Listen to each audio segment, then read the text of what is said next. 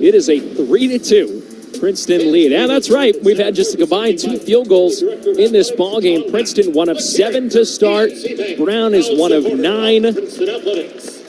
Brown is currently out-rebounding Princeton by 5. That is because Brown already has 3 offensive rebounds. However, nothing to show for it. Yeah, and Princeton's done a good job locking them down on the second opportunities, which that's really hard to do, but that's not super sustainable. If they keep getting to the glass on offense, they're going to be able to get really great looks. And so, as John Mack gives me a quick pat on the shoulder, athletic director here, but I think defensively, Princeton's been pretty solid. Keno Lilly hasn't been able to get much. That's got to be priority number 1. Offensively, I think they need to look a few more cuts, a few more side-to-side actions, because they've gotten open looks, but they've been so quick in the shot clock. It's just, I think they can get more layups and more kick-out threes. And we saw that last week against Penn. The threes that were really going down were all off the drive, off the post-up. So I would expect a post-up here and then a potential kick-out as Alako brings the ball up. Tigers make a change. Dalen Davis comes in for Blake Peters. Alako on the left wing, picks up his dribble, sends it up top for Caden Pierce. Pierce puts it to the deck, hands it for Davis. Davis at the left elbow, pulls it back to the wing with the shot clock at 12. Up top for Caden Pierce. Pierce for Alako. Alako back for Pierce. Pierce driving to the right block, diving layup, no good. Anya with the rebound for Brown. Quick run out pass for Lilly. Lilly to the front court on the right wing. Up top for Owosu Anane. Errold on the right wing. Back for Lilly, covered by Alako. Shot clock inside 20. 14-19 remaining here in the first half. 3-2 Princeton lead. Lesbert back up top for Anya. Anya driving, has it stripped out of bounds by Dalen Davis. Last touched by the Tigers. It'll be Brown ball with the shot clock at 10. And again, I think we talked to Mitch Henderson a little bit. I think this game, outside of Keno Lilly, comes down to just being solid and knowing your scout and the opponent's tendencies. Because we talked about it during the break, there's not a ton of special actions that they're going to run. Off the inbounds pass, Owosu Anane left the floater short, but another offensive rebound for Brown. Fresh reset, Lesbert on the left wing. Up for Anya. Anya hands it back for Lesbert. Shot clock's at 10. Up top for Owosu Anane. Back for Lesbert. Left wing 3. Good! And Brown snaps a 4.5-minute scoreless drought and has its first lead of the game. It's 5-3, Bears on top. Tigers have not scored in 4 minutes. Lee on the left wing, driving to the bucket, lays it high off the glass and in. So the Tigers answer with the bucket. It's a 5-5 game with 13:39 remaining. Xavier Lee, who's averaging 18 points per game overall, 20 points in Ivy League play. And Anya traveled. Xavier Lee came from the backside, looked like he was going to potentially pick the pocket of Anya, but it ends up being a travel either way. All right, so now we're starting to see a little bit of the traditional 5 that we're used to seeing for Brown, because Malachi Nader comes in, as does Kimo Ferrari. Yeah, surprised we haven't seen Ferrari out there, but, Lesbert preferred to him in that shooting role tonight. That's a great pass from Xavier Lee. It was to Alako on the baseline, who pulled it back to the wing. Up top for Martini. Catch with Alako. Covered by Lesbert with the shot clock at 11. Alako goes cross court for Caden Pierce. Far side corner 3. Got it! 8-5, Tigers with the lead. 13 minutes left to play first half. Fantastic corner-to-corner pass from Alako, and if you're Brown, you can't let that pass go through. That can never happen. Owosu Anane at the top of the key. One dribble and a handoff for Lilly. Back for Owosu Anane. Cross court for Ferrari to Lesbert in the corner. Lesbert driving to the free throw line. Back out Lesbert. Lesbert on the right wing. Up for Lilly. Shot clock's at 7. Lilly gets a screen from Nader.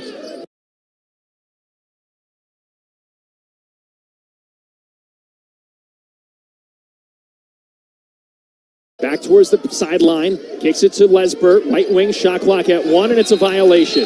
Tigers get another turnover. That's the 4th turnover against Brown here in the first 7.5 minutes. Tigers with a 3-point lead. And it's interesting. So they've gotten 6 offensive rebounds, and now they have 4 turnovers, right? So it's a little bit of a strange, dichotomy. It's a very good word. To use my Princeton words, and but still, I guess, still in the positive if you look at it that way. So hey.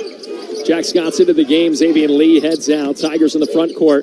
Caden Pierce up top, takes a handoff from Alako, curls to the elbow. Right wing for Scott. Scott drives to the free throw line. Back for Alako. Awako jabs, now floats it to the short corner for Caden Pierce. Shot clock at 10, around Ferrari, kicks it to the wing for Scott. Touch for Awako, swung for Davis, right wing three. Yes! 11-5, Tigers with the lead as Princeton makes back-to-back three-pointers at the 12-minute mark. And there's that kick out to a quick swing. And Dalen Davis was closed down there, but because he caught it in such great rhythm, it didn't even matter. Princeton's on an 8-0 run over the last 2 minutes. Ferrari for Lesbert, quick trigger, right wing three is good. Brown snaps the scoreless drought in the run. It's 11-8, Tigers with the lead inside 12 minutes. Scott into the front court, underhands it for Awako on the right wing. Up top for Caden Pierce. Pierce pins it at his right hip, sends it for Awako on the right wing. Awako to the elbow, back for Pierce, for Scott, far side wing. He stepped on the sideline. Tigers turn it over for the first time tonight with 11:28 left to play in the first half. We have a timeout on the floor. Princeton leading Brown 11-8. We'll take the break. Be right back after this on the Princeton Sports Network from Learfield. At RWJ Barnabas Health, we have a passion for heart health. You can see it in the dedication of our cardiac specialists, who are at the forefront of innovation in advanced heart care. A passion that fuels the largest adult and pediatric cardiac surgery programs in the state. A heart transplant program that's rated top 15 in the nation. A partnership with Rutgers Health and access to highly regarded research and clinical trials. Our network of cardiac rehabilitation programs providing preventative and wellness services. And nationally renowned care for every heart in every one of our communities. If you have a family history of heart disease, or you've been thinking about your heart health, a cardiac evaluation is a good idea. Whoever your heart beats for, our hearts beat for you. RWJ Barnabas Health. Let's be healthy together. Learn more at rwjbh.org/heart. Princeton Athletics would like to thank L&A Tent and Event Rentals for their continued support of the Princeton Tigers. L&A is the area's largest provider of quality tents and event rental equipment. Servicing the Princeton community since 1899, their tents and custom affordable equipment will give your special event the quality it deserves. Be sure to check out their amazing offers at lnatents.com or call them today at 609-584-0054. L&A Tent Rentals, the best in tents since 1899. Hi, this is Derek Sexter, a wing from Sunnyvale, California, and you're listening to Tigers basketball on the Princeton Sports Network from Learfield. Now, back to the game. Welcome back to Jadwin Gym with 11:28 remaining in the first half. Princeton with an 11-8 lead over the Brown Bears. Stay on top of your game at the Princeton Marriott at Forestall, where it's about making your travel effortless, unforgettable, and brilliant. Discover tranquil guest rooms, a full-service spa, savor signature steak and delectable fare at Iron and Ivy. And experience the M Club Lounge featuring 2,100 square feet of space to relax and recharge it. Plus indoor tennis courts, a pool, and more. To book your room, visit PrincetonMarriott.com or call 1-888-829-3309. Along with Mason Hooks, I'm Pat McCarthy here from Princeton University, where the Tigers have a 3-point lead over the Brown Bears. Brown has the basketball coming out of the timeout. I might have to stay at the Princeton Marriott at Forestall tonight if we get the snow that we're expecting in this area. Yeah, I mean, I hear aren't used to it. I hear it's a great spot. Tennis courts, indoor pool, and more. Delectable fare. Sign me up. Brown with the basketball coming out of the timeout, trailing by 3. And quickly off the inbounds pass, they go down the floor to Nader, who hits a floater. And it's an 11-10 ball game. Tigers with the lead. 11 minutes left to play first half. Peters are back into the game at the top of the key for the Tigers. Jacob Huggins is in for the first time. He hands the ball for Dalen Davis. Davis at the top of the key, crosses over to the left side for Awako. The Pierce in the corner. Shot clock's at 12. Pierce cutting Awako on the baseline, tiptoeing. Throws it to the corner where it's saved by Peters. Shot clock's at 6. Davis, top of the key. Pulls up there, fires a 3, left it short. And it's out of bounds. It was not tipped. Possession to Brown. Xavier Lee returns for the Tigers. Dalen Davis comes out. Another bit of a interesting lineup here from Brown. Not a lot of shooting here outside of Kimo Ferrari, but or Kino Lilly, of course, and Ferrari. But I'd expect him to go inside a little more with this lineup. Lilly's been quiet. He's 0 of 2 tonight. Gives it for Ferrari to Nader. Hands the ball for Cooley. Cooley for Anya. Anya backing down on Pierce to the left block. Shot clock's at 10. Up top for Nader. 3 is on its way. Too strong. Another offensive rebound. And a foul is called against Blake Peters as Aaron Cooley, the junior guard from Roxbury, Mass, came down with it. Yeah, Princeton here getting killed on the offensive glass early on. They have to find a way to limit that and limit those extra possessions because 5 offensive rebounds already for Brown. Nader on the left wing driving to the block, lost the basketball, keeps possession, kicks it around the wing. Ferrari with the shot clock at 8. Inside for Anya. Shot clock's at 5, out for Lilly. Corner 3 is good. It was only a matter of time before Keno Lilly Jr. had his first bucket, and Brown has a 13-11 lead inside 10 minutes. Lee at the top of the key, accelerates to the wing. Back for Olako. Popped over for Pierce. Pierce up top for Huggins. Huggins, right wing for Olako. Olako picks up his dribble, lobs it to the top for Pierce. Bounce pass to the top of the key for Huggins. Handed for Lee. Lee to the elbow. Pulls it back to the wing. Up top for Olako. Shot clock's at 5. Olako squares for 3. Too strong, and it's a long rebound that goes out of bounds. Possession to Brown with 9:29 remaining in the first half. Zach Martini comes back in for Princeton. Tigers shooting just 4 of 13 to start this game. Brown's 5 of 15. Bears with a 2-point advantage. 9:25 remaining in the first half. Anya for Ferrari. Up for Lilly. Lilly pulls up, top of the key, 3, halfway home and out. Rebound for Caden Pierce. That's his 3rd. Yeah, going to need Caden Pierce to have another great day rebounding, as he usually does, but extra important today. Lee rifles one to the far side corner for Olako. Around the perimeter, back for Lee.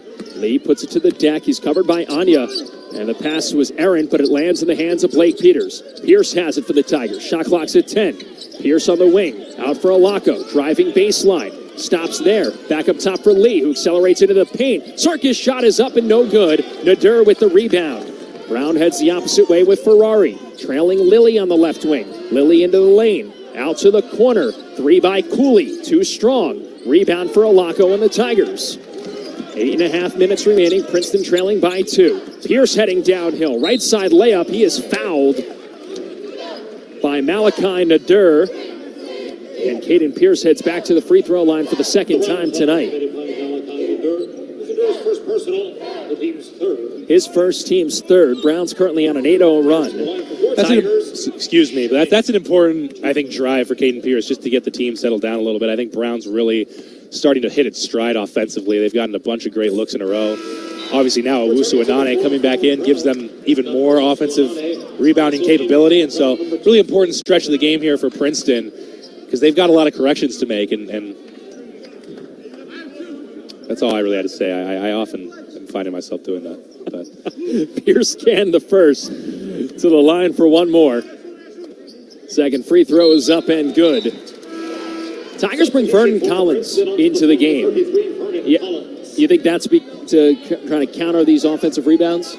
Absolutely. And, you know, we talked to Mitch before the game. You heard him say they don't have a ton of size. Well, now they do with Vernon Collins in the game. So big opportunity for him, and he and Zach Martini hoping to stop the bleeding defensively. Collins doesn't play a ton, averaging just 5 minutes per game. But the 6'10 sophomore from North Carolina is tasked with guarding Nana Owusu Anane. Anya kicks it around the perimeter. Owusu Anane takes a 3 from the top of the key. No good, but an offensive rebound for Brown. Putback is up and good by Cooley. That's the 8th second chance point tonight for Brown, coming on the 6th offensive rebound. And the Bears have a 2-point advantage. Lee on the right wing corner of Peters. 3 up, halfway home and out. And a foul on the rebound goes against Vernon Collins. And with 7:46 left, Brown gets the basketball when we come back. Bears on top of the Tigers, 15-13. Back to Jadwin Jim right after this on the Princeton Sports Network from Learfield. Ironworkers Local Union number 399 are the people who build and improve the amazing landmark facilities on the Princeton University campus. From new athletic venues to world-class dormitories, our qualified journeymen, ironworkers, and apprentices proudly create great projects throughout central and southern New Jersey. Our highly trained members promote a positive and safe worksite environment and showcase an exceptional work ethic, just like your Princeton athletes. Go Tigers! The true teammate takes on every day with a winner's attitude, gets up when they fall down, and leaves it all on the field. There's a group of teammates who do all these things every single day. But they're more than your typical athlete. They're kids dealing with life-altering diagnoses. Team Impact pairs these kids with college athletic teams as part of a 2-year program, getting them off the sideline and into the game. The collegiate student athletes gain a new teammate, a new friend, and a new perspective. For more information, visit teamimpact.org. Team Impact, all in, all together. Hi, this is Blake Peters, a shooting guard from Evanston, Illinois, and you're listening to Tigers basketball on the Princeton Sports Network from Learfield. Now, back to the game. Back here at Jadwin Gym with 7:46 remaining in the first half. Brown on top of Princeton 15-13. Along with Mason Hooks, I'm Pat McCarthy. Start of a back-to-back here at Jadwin Gym. Brown tonight, Yale tomorrow for the Tigers. And so far, it has not been the shooting night that Princeton had hoped for. 4 of 15, just 2 of 10 to start from three-point range. Yeah, a lot of quick shots and then a little loose with the ball recently has really hurt them. And then we've been talking about it, but we're going to have to keep talking about it. The struggles on the defensive glass have continued. So, Vernon Collins comes in for a second there. But I think it comes down to Matt Alacco getting his nose in there defensively. Obviously, Caden Pierce and Martini, but they need more rebounding from all 5 positions because a lot of these offensive rebounds aren't going to Owusu Anane. They're going to Cooley and Anya and some of the other guys. So that's going to need to really improve if Princeton's going to keep shooting a little worse than we've been accustomed to. Brown right now plus 10 on the glass and plus 6 on the offensive glass.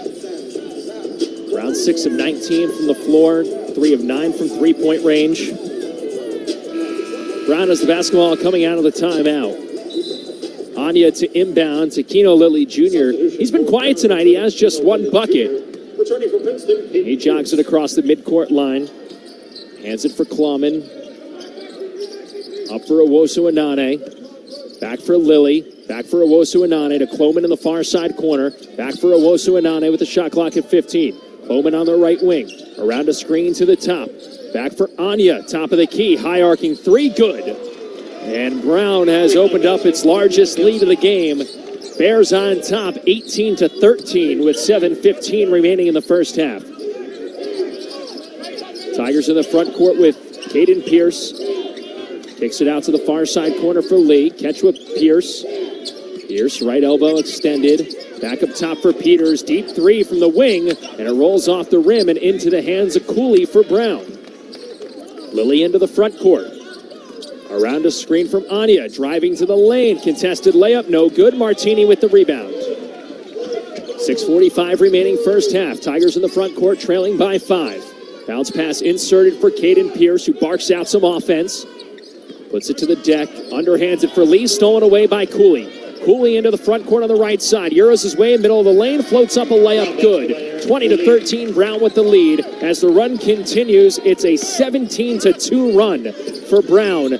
And the Bears lead 20-13 with 6:20 remaining. Alacco trying to end the drought. Kicks it out for Lee. 1 dribble. Steps into a 19-footer. Too strong.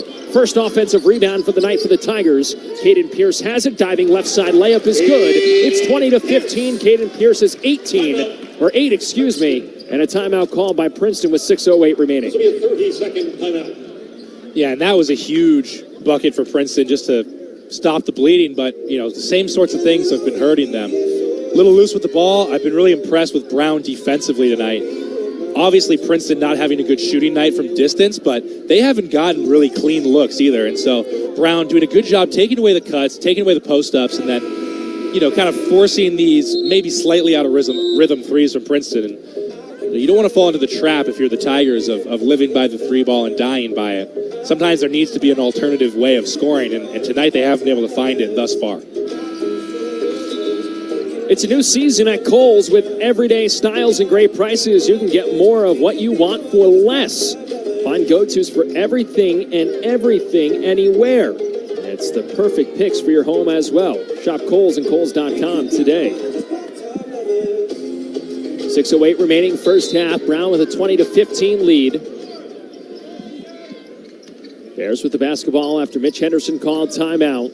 Substitution for Princeton, returning Dalen Davis. Dalen Davis returns for the Tigers. Xavier Lee heads out. Lilly heads downhill on a drive. Leaves it inside for a two-handed slam by Landon Lewis. Landon Lewis. And Brown has a 7-point advantage. It's a phenomenal dish from Keno Lilly there. Here's top of the key. Backdoor cutting. Blake Peters hits the deck hard. Bucket plus the foul. And Blake Peters helped up. He heads to the line for a bonus free throw, but he paid the price. Yeah, giving new meaning to hoop in the harm there. It was a fantastic cut. Caught Keno Lilly leaning the wrong way on the back door. We're going to get a good replay here. Or excuse me, it was a back screen. Keno Lilly, nothing malicious at all. It was just, an awkward fall as he found himself on the wrong side. Blake did a good job stopping on that same side of the rim, and a lot of contact from Lilly as he jumped straight into him, but glad to see he appears to be okay. Peters, a 68% free throw shooter. Bonus attempt is up and good. And a much-needed three-point play for Princeton makes it 22-18, Brown with the lead. And I love the way they got that in particular, off of a traditional action. Just good basketball all around. Lesbert off a screen, right wing three, good. 25-18, Brown with the lead. I'll tell you what, Lesbert making the most of his opportunity tonight. I mean, it's only his second career start. Already 3 3-pointers. And Princeton's had a really tough time covering him, coming off screens. Peters on the left wing, pops it over for Pierce, who puts it to the deck. Over for Alako at the top of the key. Dalen Davis on the right wing. Ball fake drive left side, had it knocked out of bounds, and it went off his thigh. Well, we talk about Lesbert making his time. Errold's making his second start, and he just forced a key turnover. Yeah, it's a big play from him as well. And with a couple exceptions here and there, I mean, it continues to be really tough for Princeton to get the ball inside and get anything at the rim. They're doing a great job taking that away. 5 minutes left to play. First half, 25-18. Brown with the advantage. Lesbert at the top of the key. He has 9 points. He averages just 2.5 per game. Lilly, step back, right wing three, off the front rim. Another offensive rebound for Brown. And it ends up in a tie-up with Dalen Davis as Errold came away with the rebound. So Errold gets a steal on one end, comes down with an offensive rebound on the other. That's already the 8th offensive rebound tonight. Yeah, Dalen Davis just fell asleep on the weak side. And interesting about Brown, I mean, Errold normally, with a lot of coaches, he would be getting back on defense, but they're all crashing. And Princeton's having a lot of trouble dealing with that because it's not super unique. It's a bit of a high-risk, high-reward situation. Lesbert off the inbound pass for Owosu Anane, kicks it for Errold. Errold back for Owosu Anane, top of the key for three, good. Nana Owosu Anane gives Brown a 10-point lead with 4.5 minutes remaining. Tigers are already in the front court. Lee to the free throw line, back for Pierce, hands it for Peters, back for Lee. Lee splits the D, goes up, high arcing layup, no good. Xavier Lee now 1 of 6 to start this game. Brown into the front court as Owosu Anane goes right into the chest of Caden Pierce, and it's an offensive foul. Yeah, and that would have been a huge bucket for Brown if that call goes the other way. I think that's the right call. He's outside the restricted area. I think Owosu Anane is upset he moved a little late, but when you hit him that square, that's generally going to be the call. And so if that call goes the other way and it's an and one, I mean, you're looking at potential 13-point deficit. And so big play from Caden Pierce to stay in front and just go right down squarely. Peters with the basketball, gives it up for Pierce in the corner, to the block for Alako, back for Pierce on the right wing. Bounce pass for Alako. 4 minutes left to play, Tigers trailing by 10. Pierce top of the key for three, got it! 28-21, Brown with the advantage as Pierce cans the triple, 3:50 remaining first half. Came off a kick out again, and he shot that confidently. Anya for Lesbert, back to the timeline for Lilly. Lilly to the corner, Errold to answer, corner three, too strong. And Anya tips the offensive rebound back for Lesbert. And a foul is called on the insert down to Landon Lewis against Caden Pierce. And with 3:35 remaining in the first half, Brown another second chance to get the basketball when we come back with a 7-point lead. Back to Jadwin right after this on the Princeton Sports Network from Learfield. Princeton Athletics would like to thank L&A Tent and Event Rentals for their continued support of the Princeton Tigers. L&A is the area's largest provider of quality tents and event rental equipment. Servicing the Princeton community since 1899, their tents and custom affordable equipment will give your special rental event the quality it deserves. Be sure to check out their amazing offers at LNATents.com or call them today at 609-584-0054. LNA Tent Rentals, the best in tents since 1899. Hey, you. Yes, you. Have you been to Kohl's lately? Because if not, you are seriously missing out. I just went and they have amazing clearance deals going on. I'm talking thousands of new markdowns added. So you can save up to 70% on everything from fleece sweats, cute sweaters, comfy PJs, and more. So take it from me. Run to Kohl's before you miss out. Select styles. Some exclusions apply. See store or Kohl's.com for details. Hi, this is Xavier Lee, a point guard from Toronto, and you're listening to Tigers Basketball on the Princeton Sports Network from Learfield. Now, back to the game. Back here at Jadwin Gym, 3:35 remaining in the first half. Brown with a 28-21 lead. It's a new season at Kohl's with everyday styles and great prices. You can get more of what you want for less. Find go-tos for going everywhere and perfect picks for your home. Shop Kohl's and Kohl's.com today. Head on to a Kohl's, get your Kohl's cash ready, pick out a nice new polo or winter jacket because it's going to snow tonight. Anything you can want. And then get yourself a room at the Marriott, right? That's exactly right. As you're rolling down Nassau Street in your Princeton Chrysler Jeep Dodge. I don't know if we have that anymore, so excuse me if I'm giving away free advertising. No, we're not in the business of that, I'll tell you that much. 3:35 left to play in the first half. Brown with a 28-21 advantage over Princeton. It's been a tough night for the Tigers, in particular on the glass. 20-8 currently being out-rebounded. You know, Brown as a team averages 12 offensive rebounds per game. That's good for 67th in the country. And they're a top 100 rebounding team, averaging 37 per game. Yeah, but traditionally, the Tigers as a team allow just 8 offensive rebounds per night, and they've allowed 8 already. And they've allowed 20 total rebounds. And it's been, you know, dare I say, the deciding factor so far. They've gotten such an advantage from that. Lilly tosses up a floater, knocks it down. Brown has a 30-21 lead and another second chance bucket. Tigers into the front court. Martini swings it for Alacco. Over for Peters. Back up top for Pierce. Pierce finds a cutting Alacco. Bounce pass for Lee. Lee to the right wing for Martini. Martini underhands it for Lee with the shot clock at 14. Lee high steps his way into the paint. Spins to the lane. Has a shot swatted away by Anya and out of bounds. 9 seconds to shoot for the Tigers. And Brown, you know, just looking at them recently, I mean, they've got a lot of length on the floor against this Princeton team. I think that's part of the reason Princeton's finding it so tough to finish at the rim and even to get down low, because they're just very long. They're using their feet well. I mean, they've played a terrific defensive game thus far against a really high-powered offense on most nights. Just 8 seconds to shoot for the Tigers. Peters takes a handoff for Martini. Over to the left wing, picks up his dribble. Shot clock's at 2. Shot clock's at 1, and it's a violation. Tigers could not get a shot off with just 8 seconds after the inbound. Tigers turn it over for the 5th time tonight. And Brown has the basketball, leading by 9 with just 2:57 remaining in the first half. Second meeting between Brown and Princeton this season. It was a 70-60 road win in Providence for the Tigers last time out. Lilly to the free throw line for Owusu Anane. Hands the ball for Ferrari, who curls to the free throw line, in for Anya. Shot clock's at 13. Anya on a drop step. Left elbow contested. Layup no good. And Alacco physically rips down the rebound for Princeton. Yeah, more of that needed. Lee heads downhill, sends up an off-balance jump shot. Foul is on the floor. Lee can't believe it. He's hopping up and down in the far side corner. Clarence Armstrong, the official, said it was on the floor. It goes against Kimo Ferrari.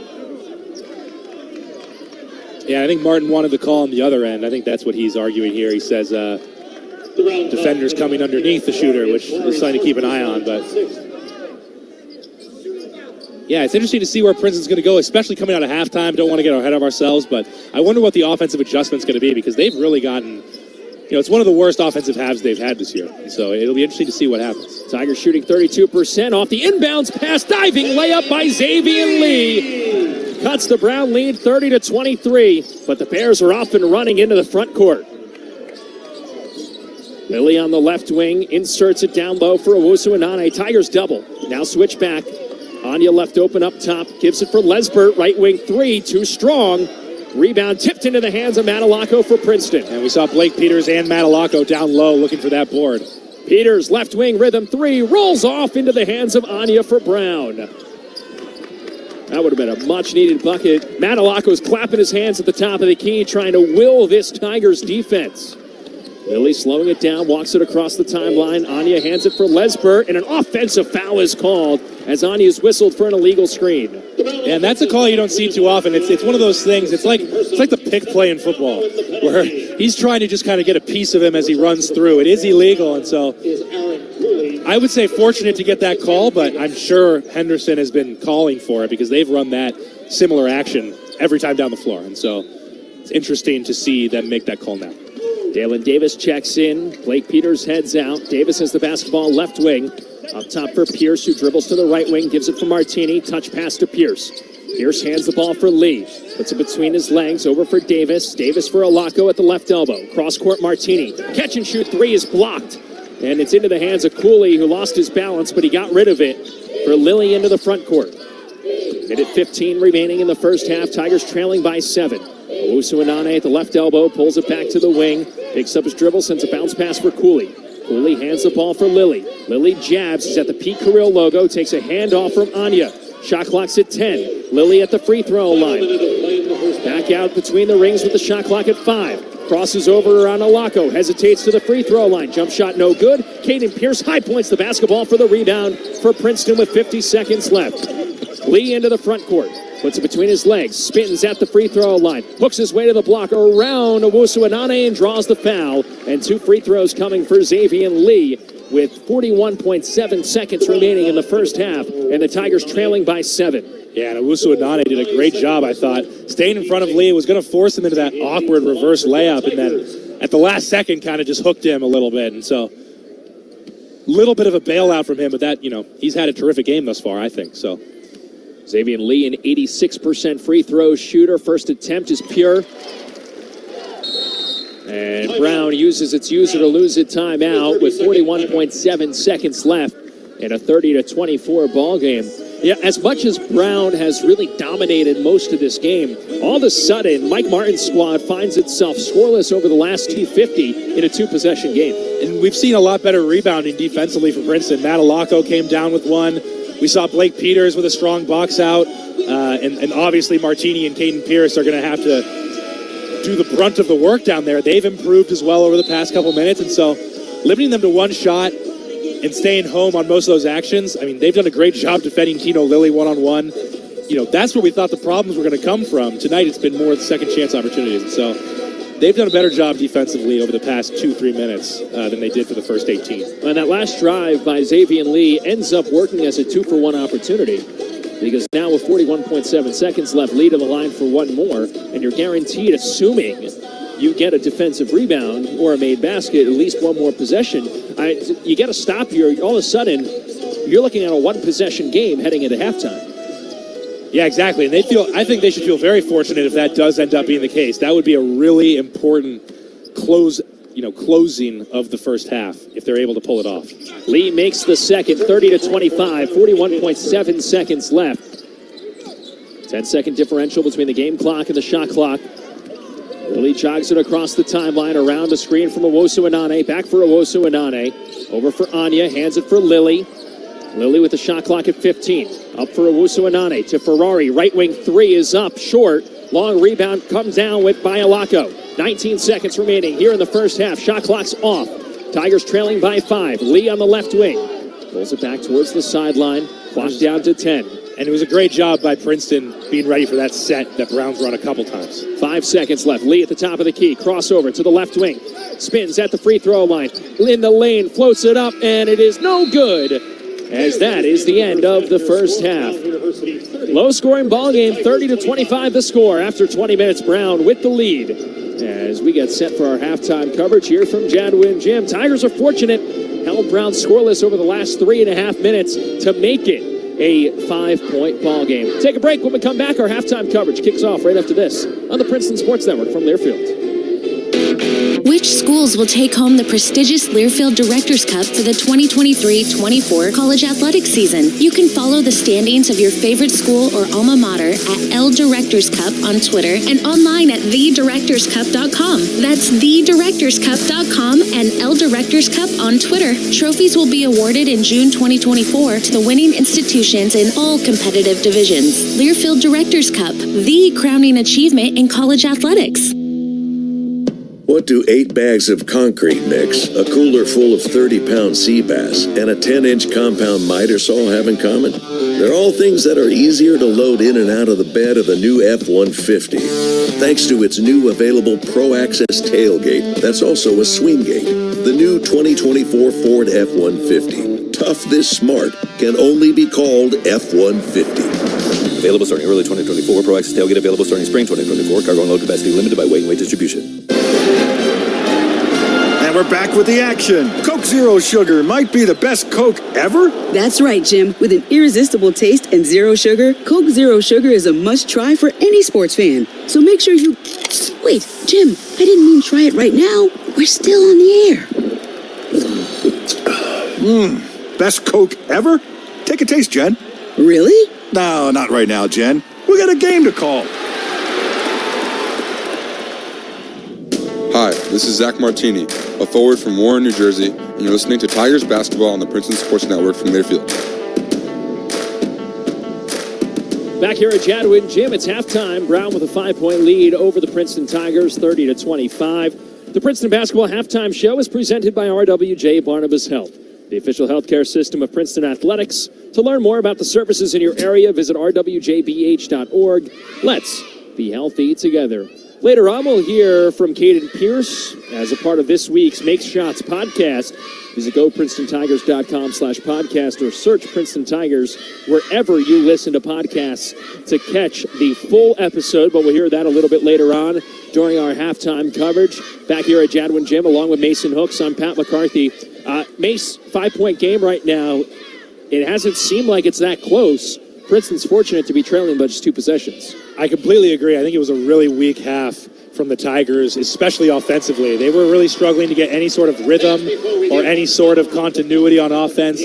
Brown did a great job limiting the cuts to the basket and the drives, and then defensively struggled on the glass. Didn't get punished as much as they definitely could have. I mean, if this was a double-digit game at halftime, I don't think we would be surprised at all. And so a lot to clean up for Mitch Henderson and the Tigers coming out of halftime.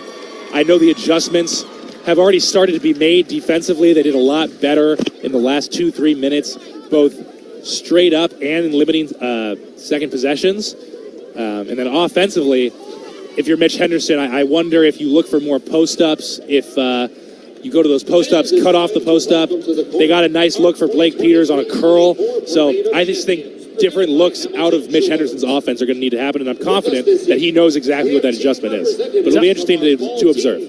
Tigers shot 31% from the floor in the first half, just 3 of 14 from three-point range. Rebounds really the storyline, but I mean, we were talking at one point about Brown just running away with a +10 advantage. Tigers were able to cut that down to a +8 advantage from Brown. So the fact that they were able to do that over the last 5 minutes or so, I mean, that was important. That was the difference in that first half, was the offensive rebounding for Brown. And for a while, Brown hadn't even taken advantage of the offensive rebounds. We were talking about a team that had 5 offensive rebounds and nothing to show for it. Now, after 8 offensive rebounds in that first half, 13 second chance points. That's +11. I mean, that's the difference in this game. And another piece of fortune for the Tigers here. I mean, no real foul trouble. A lot of times when you get in these situations giving up a lot of offensive rebounds, you're giving up fouls on putbacks, you're giving up more. There's just more guarding. People get tired guarding the second action. They've been very fortunate to have not had any key players in foul trouble. When they went up to Providence, they did, and they weren't even dealing with this offensive rebounding deficit. So very interesting to see how this second half turns out, on both sides of the floor. Leading scorer for the Tigers, Caden Pearson, double figures with 11 points. He's on his way to another double-double. He has 5 rebounds tonight. On the other side, we made so much about the starting 5 for Brown tonight. Well, Mike Martin clearly knows his squad because he started A.J. Lesbert, who was making just his second start this season. He averages 2.5 points per game. Well, he had 9 in the first half. And you know what I really respect about him tonight? I mean, he came out confident. He came out knowing exactly what his job was in that lineup, coming off screens, ready to shoot, no hesitation, and it's paid off for him. I also think, Lyndall Arold had a great first half, too. I mean, had a couple offensive rebounds, a few deflections. He definitely did his job, too. And so kudos to Mike Martin for taking that risk and having it pay off for the most part here in the first half. Halftime here at Jadwin Jim. Brown with a 5-point lead. We'll take a break. When we come back, Derek Jones sat down with Caden Pierce as a part of the Make Shots podcast. We'll take a listen to that when we return on the Princeton Sports Network from Learfield. At RWJ Barnabas Health, we have a passion for heart health. You can see it in the dedication of our cardiac specialists, who are at the forefront of innovation in advanced heart care. A passion that fuels the largest adult and pediatric cardiac surgery programs in the state. A heart transplant program that's rated top 15 in the nation. A partnership with Rutgers Health and access to highly regarded research and clinical trials. Our network of cardiac rehabilitation programs providing preventative and wellness services. And nationally renowned care for every heart in every one of our communities. If you have a family history of heart disease or you've been thinking about your heart health, a cardiac evaluation is a good idea. Whoever your heart beats for, our hearts beat for you. RWJ Barnabas Health. Let's be healthy together. Learn more at rwjbh.org/heart. The true teammate takes on every day with a winner's attitude, gets up when they fall down, and leaves it all on the field. There's a group of teammates who do all these things every single day. But they're more than your typical athlete. They're kids dealing with life-altering diagnoses. Team Impact pairs these kids with college athletic teams as part of a 2-year program, getting them off the sideline and into the game. The collegiate student-athletes gain a new teammate, a new friend, and a new perspective. For more information, visit teamimpact.org. Team Impact. All in, all together. Welcome back to the Make Shots podcast presented by Ariel Investments, and we are joined right now by Princeton forward Caden Pierce. Caden, welcome to the show. Thanks for having me on. One of the, I don't even know if it's a drawback, but one of the things that happens when you have success, the haters pop up, and you've had to deal with that a little bit more so on the road this year. You hear chants of overrated from the stands. How much does that fuel you guys during the course of a game, especially when you're out on the road? Because this team has had a ton of success on the road this season. Yeah, absolutely. You know, we try to feed off the crowd. Obviously, at times it can get under your skin a little bit, but we try to block it out as best we can. It's tough, definitely, for sure. But sometimes it is, you are able to feed off of it and kind of have that villain mentality a little bit. It allows you to feed off of it and come closer together as a unit and play better. When you take a look at the last few games here for the Tigers in Ivy League play, obviously the game last Saturday against Penn, it seems like this team is able to dig deep when their backs up against the wall, especially at home. Another tight win against Penn. What do you think made the difference in that contest? I feel like we've been battle tested this whole year. Although we're 17-3 right now, it hasn't been 17 easy wins. We've had to fight for every single one of those, and there's been times this year where we've been down double digits and came back and won. So I think that's just a testament to this group that we have. We have a lot of experience that came back from last year and a lot of new guys that have helped us as well. And so, it just goes to show that whenever we're down, we feel like we're always in the game, and, we can always pull it out in the end. For you, it seems like your game has gone to another level offensively, knocking down threes. Your burst to the rim has some extra pep in it, it feels like. What's the offseason been like for you? Because, you obviously have some extra added attention to the program, but also you as a player, you've been able to, it looks like, really add some nice pieces to your game. Yeah, last offseason, Coach Henderson really just tried to push me to just become a more complete player, especially offensively. Obviously, we lost Tosan, so that was going to be a huge loss for our team just in terms of handling the ball and playmaking. And so, I've tried to do my best to not be Tosan, but be my own version of Tosan in a sense, be who I am, do what I do best. And, Coach Henderson's done a great job of giving me a lot of freedom and allowing me to play through mistakes while also, keeping my confidence high when I do hit those rough patches. So I feel like with the help of my teammates around me, it's been a great start to the season. Earlier in the year, there was a video that popped up during the Hard Cuts rundown of Princeton Tigers basketball, and it was a kind of a demonstration you and Ellie Mitchell of Princeton women's basketball were giving about rebounding. I mean, when you take a look at what she's able to do on her side, how appreciative are you to be able to see her do her thing? And then obviously you're having a lot of success rebounding. That had to be a cool thing to be a part of. Yeah, it was super cool. Obviously Ellie's an unbelievable rebounder. I think one thing we both have in common is we're not the biggest on the floor at all times. I feel like we're both a little undersized for like a forward big position, if you want to call it that. But yeah, it was super cool to be able to do that with her. And, I didn't really know what I was supposed to do. I feel like rebounding for me, I just kind of go and do it. But then I really took a step back and thought about what I actually do. And I was like, yeah, I feel like I can teach people certain things here and there. So it was cool to do it, with John Mack, the athletic director. And, maybe he learned a little bit about rebounding. Caden Pierce, thanks for joining me on the Make Shots podcast. Awesome. Thanks so much for having me. Ironworkers Local Union number 399 are the people who build and improve the amazing landmark facilities on the Princeton University campus. From new athletic venues to world-class dormitories, our qualified journeymen, ironworkers, and apprentices proudly create great projects throughout central and southern New Jersey. Our highly trained members promote a positive and safe worksite environment and showcase an exceptional work ethic, just like your Princeton athletes. Go Tigers! Princeton Athletics would like to thank LNA Tent and Event Rentals for their continued support of the Princeton Tigers. LNA is the area's largest provider of quality tents and event rental equipment. Servicing the Princeton community since 1899, their tents and custom affordable equipment will give your special event the quality it deserves. Be sure to check out their amazing offers at lnatents.com or call them today at 609-584-0054. LNA Tent Rentals, the best in tents since 1899.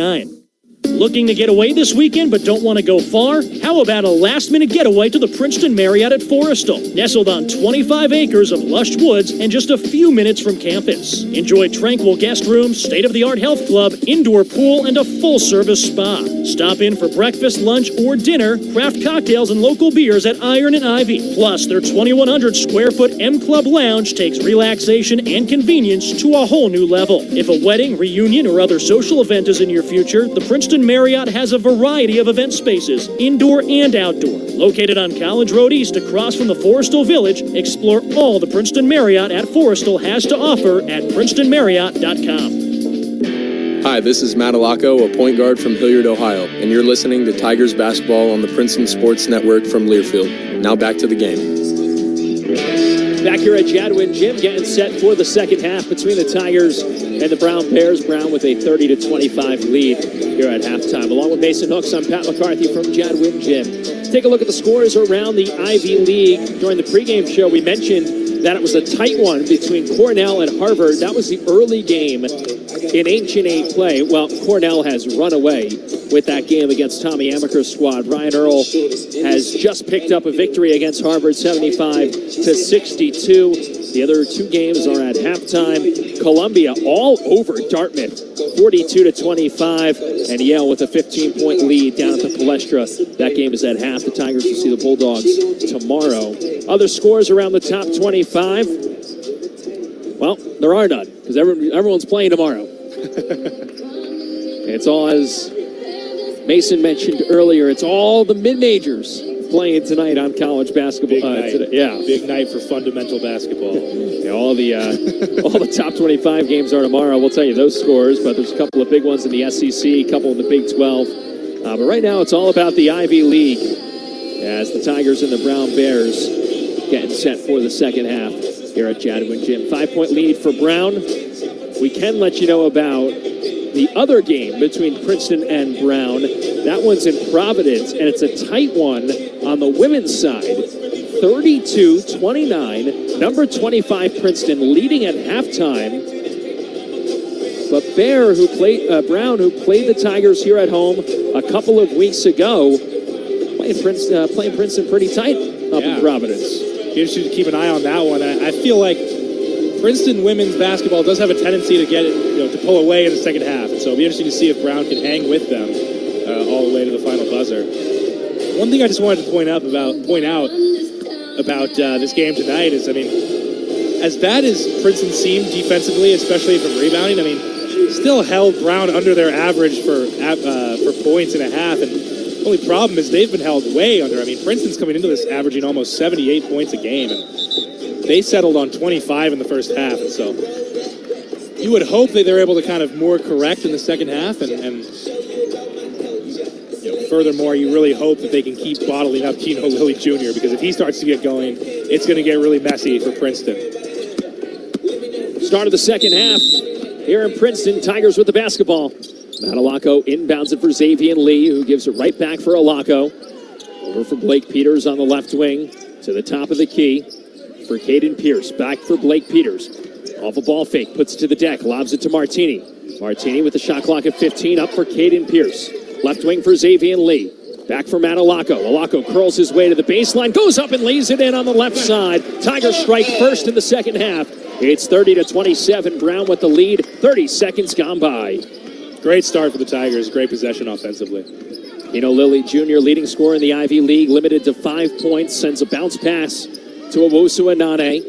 Top of the key, puts it to the deck, over to the right elbow. Working on Martini. Tigers double. Back out for Errold, who's called for steps. And Brown turns it over on the first possession. And now all of a sudden, Princeton has the basketball, despite the fact that they trailed by 10 a couple of minutes ago, late in the first half. Now trails by just one possession with the ball. Alako jogs it across the midcourt line for Princeton, around a Peters screen. Alako hesitates to the baseline, rolls it out to Martini, swung for Lee, back for Pierce, back for Lee, jump pass for Pierce, diving left side layup, left it short, and the rebound tipped into the hands of Keno Lilly Jr. for Brown. Trailing Owusu Anane, over for Errold. Errold attacking baseline. Pass was nearly picked off. Anya has it, gives it up for Owusu Anane, who was fouled on his way up. He missed the two-hand dunk, but he has 2 free throws coming. Yeah, and it looked like someone gambled for Princeton, which left them a little short-handed. And then, yeah, so a little deflection, and then it was Xavier Lee gambled or misrotated, left Owusu Anane with a wide-open lane to the basket. And I do think Xavier Lee, a bit of an off night offensively and defensively. You know, we've seen him get caught uncharacteristically out of position a couple times on defense, and so something to keep an eye on as well. Nana Owusu Anane, the junior from Burlington, Ontario, Canada. 68% free throw shooter, makes the first. He heads to the line for one more.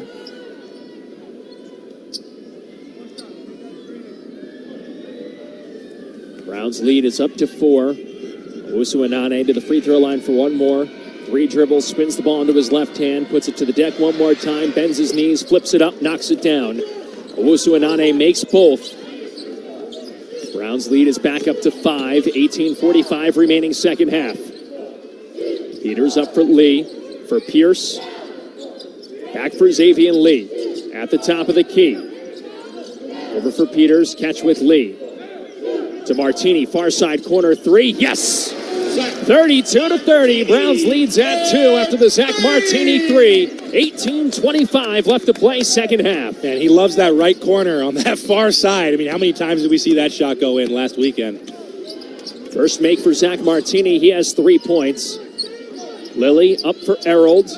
Errold, the left-handed shooter, pins it at his left hip, gives it for Lilly, who lost the basketball for a moment, and he's fouled by Blake Peters, who is diving to the deck to get the ball. Peters picks up his second foul, first against the Tigers.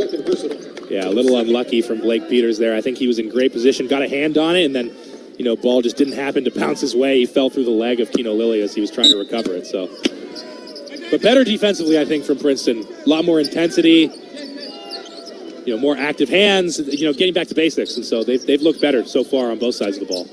Check that second team foul against the Tigers here in the second half. Brown, after the foul, has the basketball with 7 on the shot clock. Owusu Anane, covered by Martini, drop step to the block, turnaround hook, rolls it home. And Brown's lead is at 4.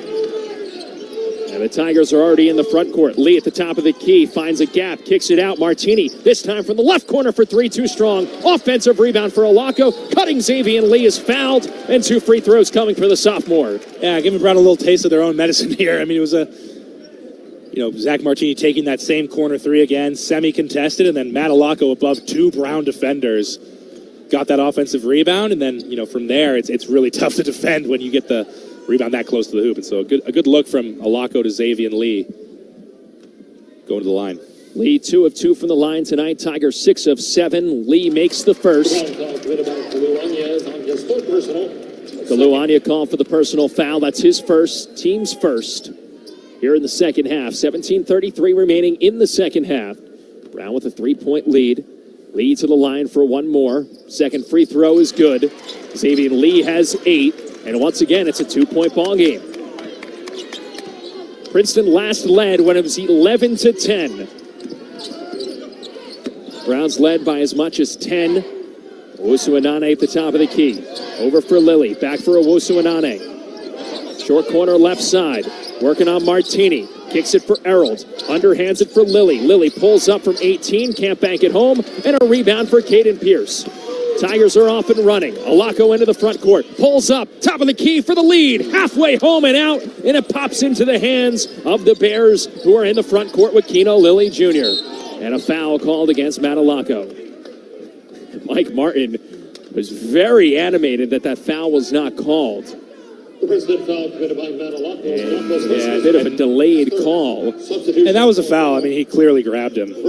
Some of the Princeton coaches are a little angry about it, but I don't know if they had the angle because I thought that was a pretty clear one. Yeah, it was from my point of view. I don't know if they were talking about a different call or something, but it was like a wide receiver who kind of shimmies past the defensive back. Yeah, very similar. I don't know if you've heard the Mike McDaniel coaching wide receiver releases with Allen Iverson tape. I thought that was a cool thing to hear about. That's an interesting comparison. Inbounds pass goes to Keno Lilly Jr., who's at the top of the key. Pressured by Blake Peters. Lilly pulls up from the elbow. Jump shot is good. Keno Lilly Jr. has 7. And Brown's lead is up to 4 with 16:37 remaining. Martini up top for Xavier Lee, who lost the basketball. Brown has it over the top. Lesbert in the middle of the lane. Left side layup is good. And Mitch Henderson calls a timeout. 16:26 left to play. Second half. Brown with a 6-point lead. Todd LaFleur will take it as well. This is the Princeton Sports Network from Learfield. Princeton Athletics would like to thank L&A Tent and Event Rentals for their continued support of the Princeton Tigers. L&A is the area's largest provider of quality tents and event rental equipment. Servicing the Princeton community since 1899, their tents and custom affordable equipment will give your special event the quality it deserves. Be sure to check out their amazing offers at lnatents.com or call them today at 609-584-0054. L&A Tent Rentals, the best in tents since 1899. Hey, you. Yes, you. Have you been to Kohl's lately? Because if not, you are seriously missing out. I just went and they have amazing clearance deals going on. I'm talking thousands of new markdowns added. So you can save up to 70% on everything from fleece sweats, cute sweaters, comfy PJs, and more. So take it from me. Run to Kohl's before you miss out. Select styles. Some exclusions apply. See store or Kohl's.com for details. Hi, this is Ryan Duncan, a point guard from Chicago, Illinois, and you're listening to Tigers basketball on the Princeton Sports Network from Learfield. Now, back to the game. Mitch Henderson calls timeout with 16:26 remaining in the second half. Brown has opened up a 6-point lead after the Tigers had the basketball in a one-possession game. It seems like since that time the Tigers have just been a little bit rushed. Yeah, they came out really strong, and then, a couple plays brings it right back to 6 points for Brown. A turnover here leading to an easy bucket down the floor, and then, a couple miscues defensively, I'd say. But overall, I think if you're Mitch Henderson, you're pleased overall with the intensity that your team has brought. They just got to clean up a couple things and get a little more, precise on both sides of the floor. Tigers trail by 5 at halftime, and like we said, cut it to 2. It's been an interesting game, right? Because, we talked so much about how Brown was dominating on the glass. Yeah, it's +8 on the boards right now. And the fact is, Brown's shooting 42% from the floor. It has made 5 more field goals than the Tigers have in this game. You would think that would equal a team that is running away, but I think the biggest thing is the fact that Princeton's figured out a way to limit Keno Lilly Jr. in this game. Yeah, and he hit a really tough shot over here to our right before the break, which I thought was great defense from Blake Peters, but you're right. They've taken away their number one option and forced them to do it other ways, and that's kept them in it. But if he gets hot, he's one of those guys who can get hot at any time, and if he does, it's going to be trouble. One thing I'd also point out, Princeton, they've turned it over 5 times, which is good, not amazing, but they're keeping that down, and then 8 for 9 from the free throw line helps a lot. So if they're able to keep doing that, it's a lot easier to get a win. Tigers with the basketball out of the timeout. Front court right for Caden Pierce. Dalen Davis is back into the game for Princeton. Xavier Lee's on the bench. Davis at the top of the key. Sends a bounce pass for Caden Pierce. Right wing Martini. Catch and shoot 3. Too strong. Alako fights to the baseline for the offensive rebound. Kicks it up top for Pierce. Left open for 3. Got it! Caden Pierce with the second chance 3. And it's a 3-point Brown lead with 15:50 left to play. That's 2 offensive rebounds now for Alako, both of which have resulted in points. Lesbert on the right wing sends it inside for Owosu Anane. Covered by Caden Pierce, backing his way in, pulls it back to the top of the key. Lilly with the shot clock at 10, splits a double team, pops it back to the wing, step back, right wing, Owosu Anane to answer for 3, he does! Big shot. 41-35, Brown with the lead. Yeah, man, they stuck with Keno Lilly through 6-7 moves, it felt like, and then one to silence the crowd a little bit from Owosu Anane. Pierce, top of the key for Dalen Davis, who is bumped and fouled by Errold, and with 15:10 remaining in the second half, timeout on the floor. Princeton gets the basketball when we come back. Tigers trailing 41-35. Final 15 from Jadwin right after this on the Princeton Sports Network from Learfield. What do 8 bags of concrete mix, a cooler full of 30-pound sea bass, and a 10-inch compound miter saw have in common? They're all things that are easier to load in and out of the bed of the new F-150. Thanks to its new available Pro Access tailgate, that's also a swing gate. The new 2024 Ford F-150. Tough this smart can only be called F-150. Available starting early 2024. Pro Access tailgate available starting spring 2024. Cargo and load capacity limited by weight and weight distribution. Which schools will take home the prestigious Learfield Directors Cup for the 2023-24 college athletic season? You can follow the standings of your favorite school or alma mater at L Directors Cup on Twitter and online at thedirectorscup.com. That's thedirectorscup.com and L Directors Cup on Twitter. Trophies will be awarded in June 2024 to the winning institutions in all competitive divisions. Learfield Directors Cup, the crowning achievement in college athletics. Hi, this is Vernon Collins, a forward from Chalkawinity, North Carolina. You're listening to Tigers basketball on the Princeton Sports Network from Learfield. Now back to the game. Back here at Jadwin Gym, 15:10 remaining in the second half. Princeton with a 35-41 lead, or trailing 41-35. Against the Brown Bears, Tigers haven't led since it was 11-10. Trying to chip away at this Brown lead. It was a 5-point Brown lead at halftime. Tigers got it within 2. And Princeton has the basketball out of the timeout. 15:10 remaining. Tigers trailing by 6, along with Mason Hooks. I'm Pat McCarthy. Tigers come out of the timeout. Matt Alako, Caden Pierce, Zach Martini, Dalen Davis, and Blake Peters. Tigers in the home whites, trying to remain perfect here at home. Browns trying to stay alive as the 4th seed in the Ivy League standings.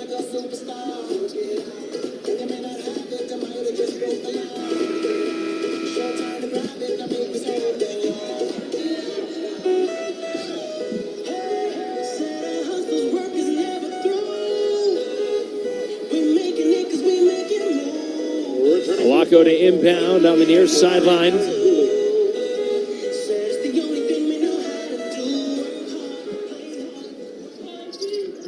With 15:10 remaining, the Tigers inbound the ball to Blake Peters. Up top for Caden Pierce. Pierce off a ball fake, back for Dalen Davis. Davis around a screen, jump pass inside, wide open Caden Pierce, who draws 2 free throws as a foul was called, nearly had an and one. Great play drawn up from Mitch Henderson out of the timeout, from the sideline out of bounds. Little pick and roll with Dalen Davis and Caden Pierce. Caden Pierce able to catch that deep, quick pump fake, and then gets the defender in the air.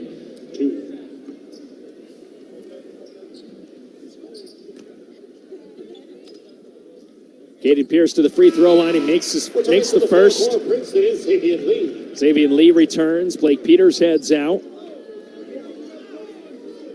And you hope Xavier Lee can get going a little bit because they need a little bit of a spark offensively. I mean, every bucket's a bit of a grind throughout this game for Princeton, and so Xavier Lee can provide a little bit of that magic that we've seen him do before. I mean, now's the time for it. Caden Pierce missed the second. Brown with a 5-point lead. Basketball in the front court. Nader over for Lilly. Lilly inside for Owusu Anane. Spins to the baseline. Finishes a contested layup over Caden Pierce to give Brown a 43-36 lead. And he's up to 14 for the game. Awako for Caden Pierce on the right wing. Back up top for Awako. Awako puts it to the deck. Hands it for Dalen Davis. Davis hesitates. Finds a little gap. Goes up. And draws 2 free throws as Owusu Anane picks up the foul. That's his third. Ooh, they call it on Aaron Cooley, excuse me. You know, and I thought that's what they were calling originally. They got him on that reach, as we saw. It looked like Owusu Anane went pretty much straight up. So I think that's the right call again. Look at me giving so much credit. Dalen Davis to the free throw line. That's 2 games in a row now that Mason has given credits to the officials. As Dalen Davis took a trip around the rim, but it did fall. It's easy with the replay. Yeah, it's true. It is interesting how different things feel in the game to when you see them on the replay. Sometimes it's completely different in your head. Yeah. Like sometimes you watch a boxing match and it's clear who won, and then when they announce the decision, the losing fighter is still angry. It's like that. I've always found that really interesting. Dalen Davis made both. 43-38's the score. Brown with the lead. Owusu Anane on the left wing, up for Cooley. Swung it over for Lilly between the rings. Pressured by Matalaka with the shot clock at 10. Lilly curls, sends up a floater in the lane. Nothing there. Offensive rebound for Brown. Ferrari back out for Lilly. Gets a screen from Nader. Splits a double team. Up for Owusu Anane. Back out for Ferrari. Cross court for Nader. Shot clock's at 10. Cooley on the right wing for 3. Got it. 46-38, Brown with the lead. It's another big shot. I mean, every time Princeton seems to have a big play, Brown has the answer, at least thus far. Caden Pierce on the right wing for the Tigers, up for Awako. 13.5 minutes remaining. Awako drives to the left block. Stops there, kicks it. Martini, right wing 3. No good, off the front rim. Rebound for Cooley and Brown. Lilly into the front court. Up top for Owusu Anane. Over for Ferrari. Back for Owusu Anane. Hands it for Lilly. Lilly back for Owusu Anane. Stops in front of Martini. Kicks it out for Ferrari. Swung for Cooley. Shot clock's at 13. Cooley on a crossover. Driving baseline into the chest of Xavier Lee. And a foul was called. It's a blocking foul against Xavier Lee. And it occurs on the floor. Yeah, it was a great one of Brown's best possessions, as a team on offense tonight. Which ends, I think, again, the right call on that block charge. Xavier Lee just started to go down before the contact was there, and that's obviously tough to get the call when that happens, but they were really patient on offense, and that's what you like to see if you're a Brown fan. Ferrari to inbound for Lilly, pulls up from 7, knocks down a floater, and Brown's lead is to 10, matching its largest lead of the game with 12:56 remaining. Jack Scott gives it up for Xavier Lee. Up top for Matalako, back for Lee. Lee tripped, kept his dribble, gives it up for Dalen Davis. Up top for Caden Pierce, swung to the corner for Jack Scott. Scott back for Awako on the wing. Shot clock's at 14. Catch with Scott. Corner 3. Left it short. Rebound for Cooley. And Brown racing into the front court. Lilly. Crossover, step back to the left wing. Working on Awako. Awako didn't give him an inch. Yeah, it was great defense one-on-one on the island. Shot clock's at 15. Lilly's back between the rings. Covered by Awako at the shot clock at 10. Anya sets a screen. Back for Anya into the lane. Kicks it out for Cooley. Shot clock's at 3. Stripped by Dalen Davis. Davis into the front court, slows it down on the left wing, throws up a left wing three. Wow. Got it! 48-41. Dalen Davis makes it a 7-point Brown lead. Man, I can't believe he let that go, but what a shot and what a big shot for Princeton. Definitely felt like one where everyone was expecting him to pull it out. And offensive foul on Tito Ferrari, the second one of the game. What a big sequence here if Princeton can capitalize. We're going to go to the under 12 here. Sorry, I'm stealing your job, but what a sequence. Wow. Wonderful job, my friend. 11:48 to play. 48-41 is the score. Brown with the lead. Take a break. We'll be right back after this on the Princeton Sports Network from Learfield. What do 8 bags of concrete mix, a cooler full of 30-pound sea bass, and a 10-inch compound miter saw have in common? They're all things that are easier to load in and out of the bed of the new F-150. Thanks to its new available Pro Access tailgate that's also a swing gate. The new 2024 Ford F-150. Tough this smart can only be called F-150. Available starting early 2024. Pro Access tailgate available starting spring 2024. Cargo and load capacity limited by weight and weight distribution. Princeton Athletics would like to thank L&A Tent and Event Rentals for their continued support of the Princeton Tigers. L&A is the area's largest provider of quality tents and event rental equipment. Servicing the Princeton community since 1899, their tents and custom affordable equipment will give your special event the quality it deserves. Be sure to check out their amazing offers at lnatents.com or call them today at 609-584-0054. L&A Tent Rentals, the best in tents since 1899. Hi, this is head coach Mitch Henderson, and you're listening to Tigers basketball on the Princeton Sports Network from Learfield. Now back to the game. 11:48 left to play, second half. Brown with a 48-41 lead over the Princeton Tigers. It'll be Princeton ball coming out of the timeout after a huge three by Dalen Davis off an impressive steal, which then led to a step-back transition left wing three. And then on the other side, an offensive foul against Brown. It could be one of those swings you were talking about, right? Just when Princeton was starting to get things going, Brown surged back. Maybe we're seeing things swing the other way. Yeah, I mean, only time will tell, but that was a huge solo effort. I mean, completely solo from Dalen Davis. Makes the good defensive play and then has the courage to let that step-back three fly in transition. And, nothing but the bottom of the net there. So tremendous job by him, and then obviously, a bit fortunate on the offensive foul, all things considered, but huge opportunity for Princeton here to get this back into a two-possession game, and then,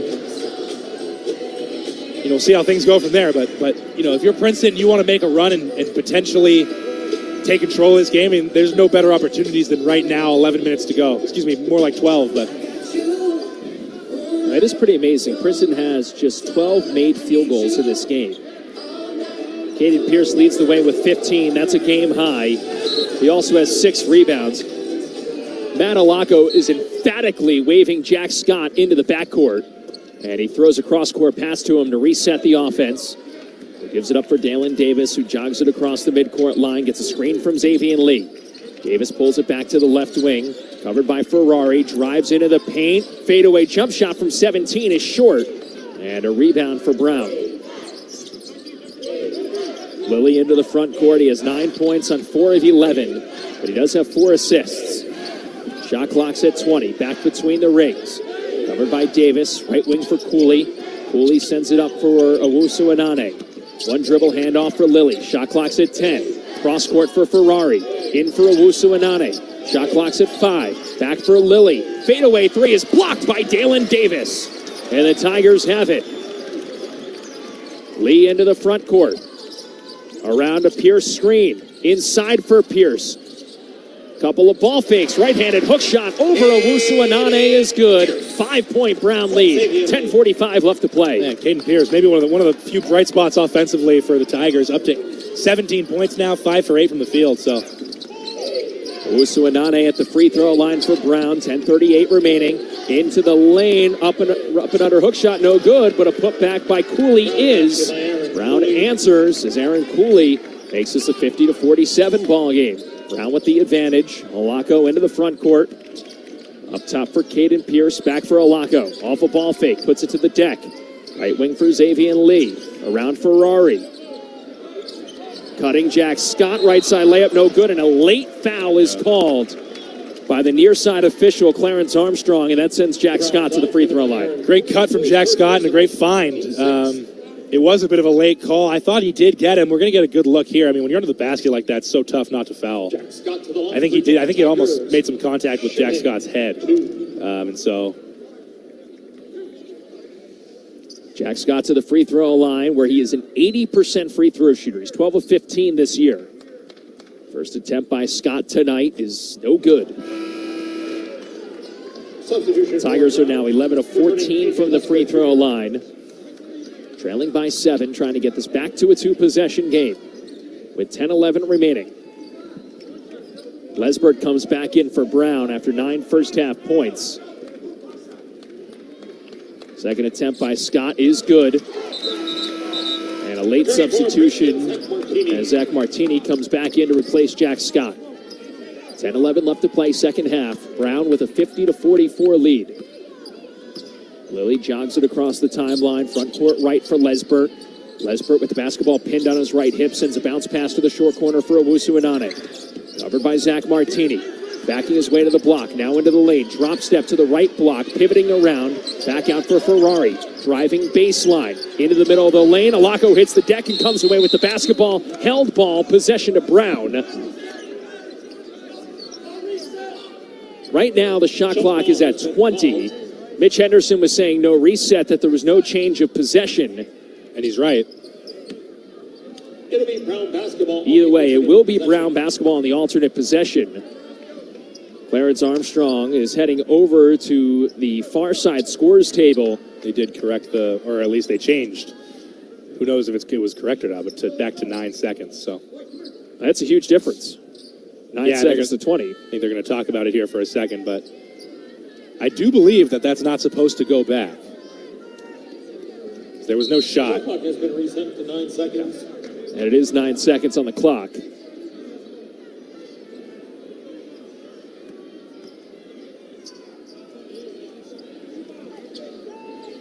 Ryan Zink and Clarence Armstrong were over there to make the change. Brown basketball baseline right with 9 seconds to shoot. Tigers trailing by 6. Lilly to trigger the inbound baseline right, lobs it up top for Owusu Inane. One-on-one with Martini. Into the paint, floats up a runner, it's no good. Anya the offensive rebound, and another loose ball. The Tigers come away with it. Alako goes over the top for Caden Pierce. Front court for Xavier Lee. On the right wing, driving into the paint, jump pass out to the wing. Up top for Dalen Davis. Davis resets the offense with 20 on the shot clock. Davis for Caden Pierce. Over for Lee. At the top of the key. Left wing for Alako. Heads downhill into the lane, and he is fouled on his way up. And right now, the Tigers aren't getting a ton of buckets. However, are consistently getting to the free throw line. Oh, they are, and that's only going to be more and more of an advantage as the game goes on with the bonus. But I love that take from Matt Alako. They work on this all the time, the Princeton Tigers. Mitch Henderson likes to call it a Nowitzki. Taking a step toward the ball before you get it. Catches the defender off guard. And so Matt Alako, tremendous job driving middle and then getting the contact at the rim. Alako makes the first, and it is worth noting, you just mentioned it, that's the 17th foul against Brown. So the Tigers are shooting free throws the rest of the way. It's now a 5-point ball game. And only 4 against Princeton in the half, so potentially a really important development as this second half goes on. Alako makes both, 50-46 the score. Brown with the lead, 9:10 left to play. Anya for Ferrari for Owusu Inane. Back for Lilly on the right wing. 15 on the shot clock. Crossover around Alako. Contested right wing 3, no good. Rebound for Xavier Lee. Tigers into the front court left. Lee puts it behind his back. Now step back, left wing 3, halfway home and out. Offensive rebound for Caden Pierce, and he is fouled on his way up. And Xavier Lee is trying to get this crowd to life as he just threw up his hands. And we're seeing a little bit of energy from this Princeton crowd and team. Yeah, man, I mean, we've talked a little bit. Princeton closing that gap in offensive rebounds, and then Caden Pierce way up for this offensive rebound in a crowd of Brown defenders, and then was fouled going back up for the putback. Anya's called for his 4th. He has 4. Owusu Inane has 3. Caden Pierce's first is good. Substitution for Brown, returning Malachi Nadur. Malachi Nadur comes back in. I mean, now Princeton at home shooting 26% from behind the arc. 6 for 23. Just a horrendous nightmare night from beyond the arc. Not used to seeing that in Jadwin for the Tigers, but, 15 for 18 from the line. So you can make it 16 for 19. I mean, that's what's really kept them in it. And now they've got an opportunity in the bonus to keep pounding on that as the crowd comes to life a little bit. 2-point ball game. Brown with the lead and the basketball. Lesbert for Nadur. Hands it for Lilly. Lilly back for Nadur along the baseline. Contested layup is good. Brown's lead is up to 4. Tigers racing into the front court. Caden Pierce heading downhill. Layup on the left side is good. Tigers are off and running. It's once again a 2-point Brown lead. 8:20 left to play. Caden Pierce has 23. Lilly around a screen for Owusu Inane. Left wing 3 is good. Timeout called by Brown as Nana Owusu Inane has his third made 3 of the night. 55-50. That's the score. Here as we take a break. Brown with the advantage. Time on the floor will take it as well. This is the Princeton Sports Network from Learfield. Which schools will take home the prestigious Learfield Directors Cup for the 2023-24 college athletic season? You can follow the standings of your favorite school or alma mater at L Directors Cup on Twitter and online at thedirectorscup.com. That's thedirectorscup.com and L Directors Cup on Twitter. Trophies will be awarded in June 2024 to the winning institutions in all competitive divisions. Learfield Directors Cup, the crowning achievement in college athletics. Hey, you. Yes, you. Have you been to Kohl's lately? Because if not, you are seriously missing out. I just went and they have amazing clearance deals going on. I'm talking thousands of new markdowns added. So you can save up to 70% on everything from fleece sweats, cute sweaters, comfy PJs, and more. So take it from me. Run to Kohl's before you miss out. Select styles. Some exclusions apply. See store or Kohl's.com for details. And we're back with the action. Coke Zero Sugar might be the best Coke ever. That's right, Jim. With an irresistible taste and zero sugar, Coke Zero Sugar is a must-try for any sports fan. So make sure you... Wait, Jim, I didn't mean try it right now. We're still on the air. Best Coke ever? Take a taste, Jen. Really? No, not right now, Jen. We got a game to call. Hi, this is Caden Pierce, a forward from Glen Ellen, Illinois, and you're listening to Tigers basketball on the Princeton Sports Network from Learfield. Now, back to the game. 8:03 remaining second half. Brown with a 55-50 lead over Princeton. Princeton Athletics would like to celebrate Ariel Investments, who has been a proud partner of Princeton Athletics in our basketball program for 40 years. Ariel co-founder John Rogers, class of 1980, had a patient and disciplined approach on the basketball court that translated into the investment community. Ariel is now the largest minority-run mutual fund firm in the country. Congratulations, Ariel, on your milestone anniversary, and thank you for your unwavering support. Timeout called by Brown. 5-point ball game. Bears with the lead. Tigers with the basketball out of the timeout. Along with Mason Hooks, I'm Pat McCarthy. Princeton's cut it to a 2-point lead, but has not led since it was 11-10, with 10:19 remaining in the first half. Brown has led for 68% of this game. Tigers with the basketball out of the timeout. Top of the key, Caden Pierce finds a cutting. Xavier Lee up and behind the back on the right side. He flips up a layup and in, and it's a 3-point Brown lead. Xavier Lee is in double figures with 10. Lilly around a screen. Over to the baseline, pulls up, floater from 8 is good. Keno Lilly Jr.'s in double figures with 11, and Brown once again has a 5-point lead. Dalen Davis on the right wing up top for Caden Pierce. Pierce, and a foul away from the ball, goes against Lesbert. And that'll send Matalako to the free throw line for a 1-and-1. Yeah, Mitch Henderson was hollering for that call, and he got held on the back cut. which I'm sure he's been looking for all game. And so, but we talked about it. I mean, going straight to the line, stopping the clock, big play. That's the 9th foul against Brown here in the second half. Alako to the line for the front end of a 1-and-1. It's 2 of 2 from the line tonight. Make that 3 of 3. Tigers have 17 points from the free throw line tonight. Now 17 of 20. Alako to the line for one more. Second free throw, good. 57-54, 3-point Brown lead.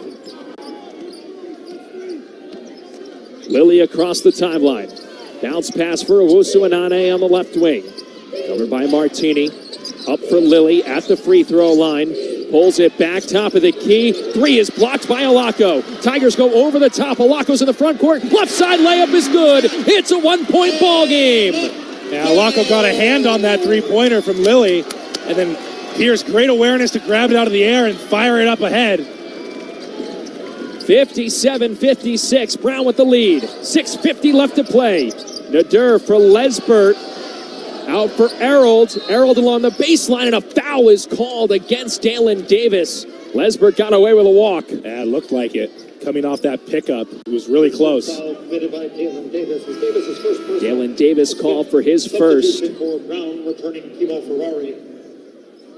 Errold checks out. Ferrari comes back in for Brown. Baseline right inbound for Keno Lilly Jr. And a foul is called before the inbound pass. Well, right now, Ryan Zink is having a long conversation with Mike Martin. And he gave him the call. Yeah.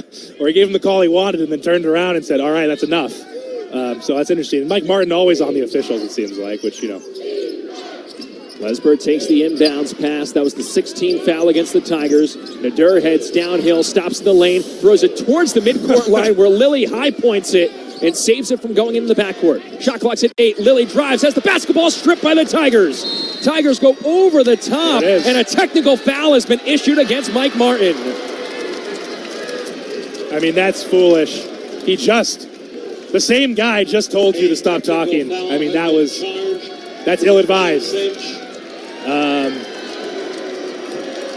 That is the 10th team foul. It's the 10th team foul. So the Tigers will shoot 2 free throws the rest of the way and send Matt Alako to the line to give Princeton its first lead since the 10-minute mark in the first half. Alako's first, good. We are tied, 57 all. Yeah, that was the move of a more inexperienced coach, I think. I mean, we saw, you called it.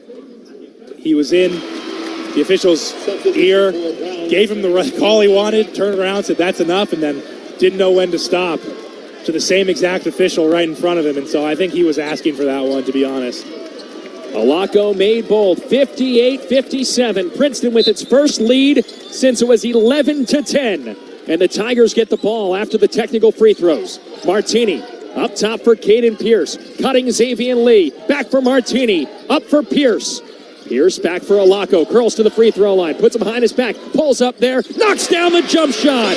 Matt Alako with 14. And Princeton has a 3-point lead. 6:05 to play. Lilly for Lesbert. Up for Owusu-Anane. Barking out the offense to Lilly on the left wing. Back for Owusu-Anane. Over for Lesbert. Shot clock's at 13. Owusu-Anane on the right wing. Into the lane, and a foul is called against Xavier Lee on the floor. And that will send Owusu-Anane to the free throw line for a 1-and-1. That's an interesting one. I mean, he definitely reached, but I'm not sure if he made contact with the ball or not. Yeah, I think he got some of the arm there coming across just a little late in his gap, and so... Substitution for I think Mitch Henderson had the exact same reaction you just did. All right. Yeah. Well, it looked for a moment like he actually made contact with the ball, but I don't think he did. So just a little late. It's split seconds in those sorts of plays that determine if you're going to get the ball or not. And so he was just a little late and fouled him. Owusu-Anane, front end of a 1-and-1. He's 2 of 2 from the line so far tonight. Front end 1-and-1, no good. Rebound for Matt Alako and the Tigers. 5:43 remaining. Princeton with the ball and the lead on top by 3. Martini on the right wing. Up top for Caden Pierce. Pierce, one dribble and a handoff for Xavier Lee. Lee on the left wing, puts behind his back, step back, left wing 3, left it a bit short, offensive rebound for Matalacco. That's his third of the half, and all 3 have been huge, seemingly. Shot clock's at 12, Alaco still between the rings, curls around a Xavier Lee screen. Shot clock's at 7, Alaco in the short corner, up for Lee, into the lane, diving, left side layup is good! 10-0 run for the Tigers! Princeton on top, 62-57. Timeout called by Brown. 5:06 to play. Wow! You're right. Wow is right. All of a sudden, I mean, they found it. They found something, and both sides of the floor have looked much sharper all of a sudden, and crowds getting into it. They're feeling it. Brown needing to stop the bleeding somehow. I don't know what Mike Martin's going to draw up, but they're in dire need of some sort of bucket. You just think about that technical foul, and it's a 4-point possession in what was a 2-point game. I mean, we talked about it, completely inexcusable, and he's lucky he doesn't have a head coach above him to take him out of the game, because it's a total mental mistake. It was... I mean, the thing that stands out to me about it is just how predictable it felt. Yeah. I mean, we saw, sometimes you're not fortunate enough to have the referee say, stop talking. Yeah.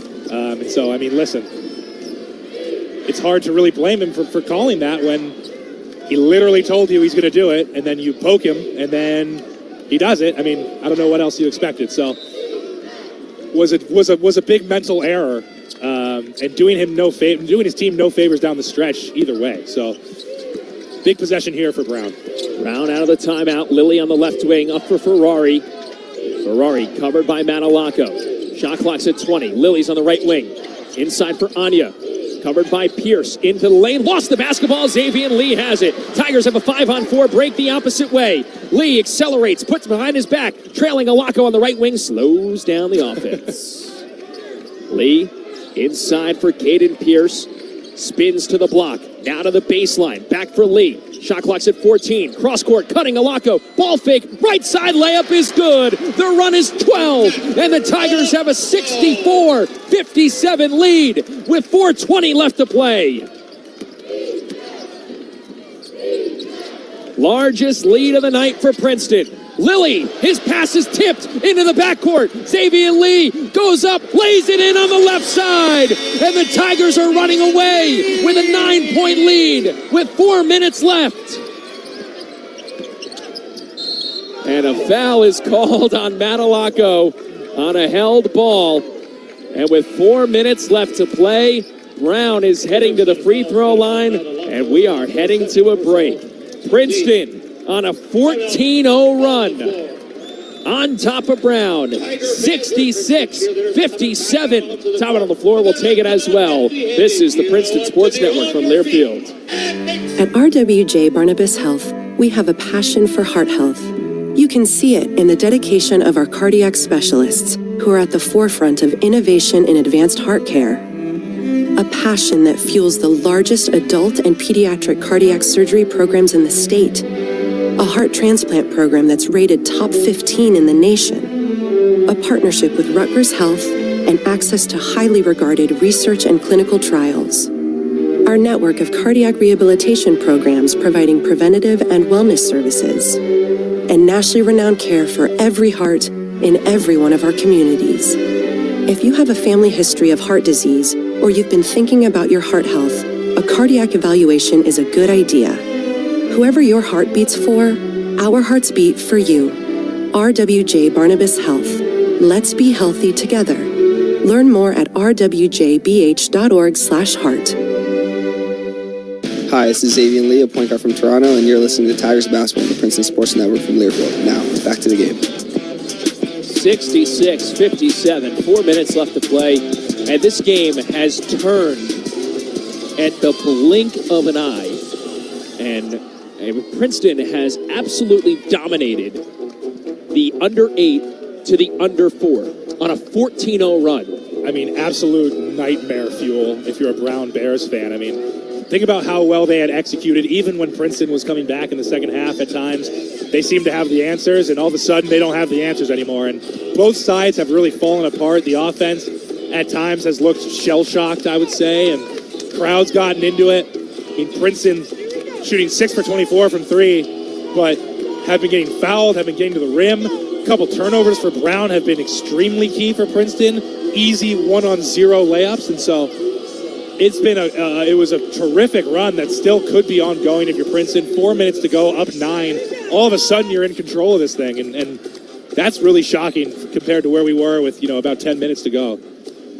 Yeah, Brown has 13 turnovers tonight. That's not a crazy number by any means, but Princeton has 20 points off those 13 turnovers. We're talking about live ball turnovers. There have been multiple, just run-outs, layups. I mean, not even time to get back. And so, you think about Princeton, only 5 turnovers still. That's, that's really good for this point in the game. And so, when you go on the road, what do you have to do? You got to make free throws. You got to make free throws. You can't turn the ball over. You got to stay on your scout. I mean, they've done a good job of that most of the time.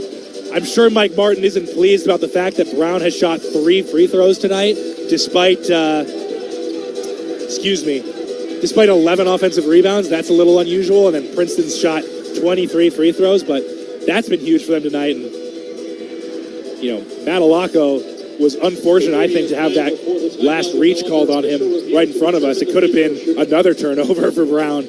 And so, really exciting stuff. Game really came to life. And it's going to be interesting to see what happens from here on out. Well, there's a delay on the floor right now because Brown thinks that Keno Lilly Jr. was the one that was fouled, and he was set to shoot the 2 free throws. And Matalako came flying in to say, no. Anya's the shooter. The officials went to the review, and they did switch it. So it's Anya shooting the free throws. Yeah, I mean, just a little bit of cheating, really. Yeah. There's no other way to say. I know Brown knows that. Yeah. So Anya's a 53% free throw shooter. Yeah, and it was obvious. Yeah. So good for Matalako to recognize the attempted cheating from Brown. Front end of a 1-and-1 for Anya, no good. Not even close, I might add. And a rebound for Xavier Lee. Princeton on a 14-0 run with the basketball. Under 4 minutes to play. Up by 9. Alako for Dalen Davis. Boy, Mitch Henderson is emphatic on the far sideline right now. Davis around a screen from Caden Pierce with the shot clock at 12. Over for Pierce on the left wing. Shot clock's inside 10. Pierce heads to the baseline, stops there. Turnaround hook shot. No good. Loose ball on the rebound for Brown. Lilly into the front court. Crossover on Alako. Up top for Anya. Anya for Ferrari. Left wing 3. Good. That ends the 14-0 run. They really needed that. And a great look from one of their best three-point shooters. And so that's the first 3 made by Ferrari. And he picks up a foul that sends Xavier Lee to the free throw line for 2 shots in a 6-point game. Foolish. I mean, 80 feet from the basket? I mean, that's and he's going to say he stayed vertical, but I mean, Xavier Lee kind of got around him, and once he gets out of that trap, you got to bail on it in that situation. Make them play half court. You've done your job, and so not a smart play at all. One of the best free throw shooters here for Princeton on the line as well. Xavier Lee to the line. Tigers have been excellent from the line tonight. 20 of 23, now 20 of 24. It's on me. It's really on me. There's nothing else you can say. It's on me.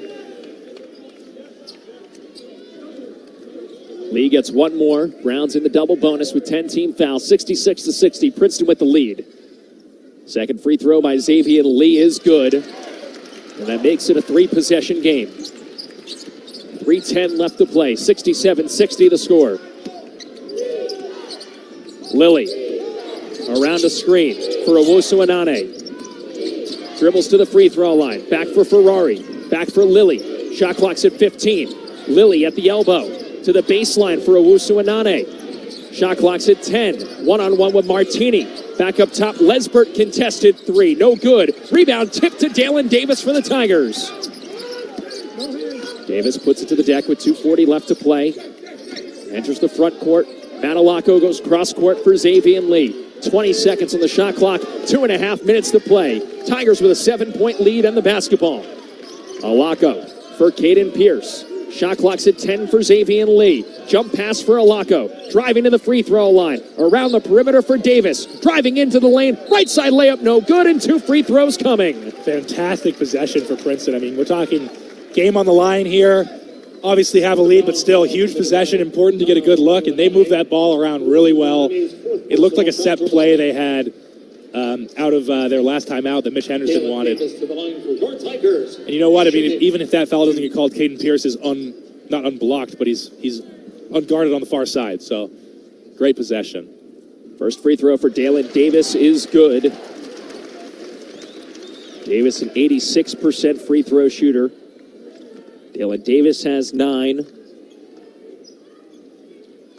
Second free throw, that's up and good. 23rd made free throw tonight for Princeton. 69-60 the score. Princeton with the lead with 2:10 left to play. Lilly around a screen. Over for Anya, back for Lilly. Rhythm 3, no good. Caden Pierce with a rebound, and once again he has a double-double. That's his 11th this year. Lee tripped up, keeps possession. Minute 50 left to play. Shot clock inside 20. Lee's spinning over on the right wing, gets a screen from Martini. Shot clock down to 10. Pierce at the top of the key. Left wing for Alaco.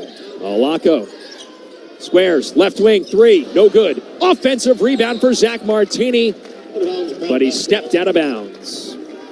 Would have been a bit of a dagger from Alaco. Yeah. I think the place would have exploded. I mean, still in a great position for the Tigers, but Substitution for Brown, returning Malachi Nadur. Malachi Nadur comes back in. Tigers have scored 44 points here in the second half and lead 69-60 with a minute and a half left to play. Lilly on the right wing for Owusu Anane. Cross court for Ferrari. Ball fake, one dribble, left wing 3, no good. Caden Pierce with another rebound. And he tells everybody to back off.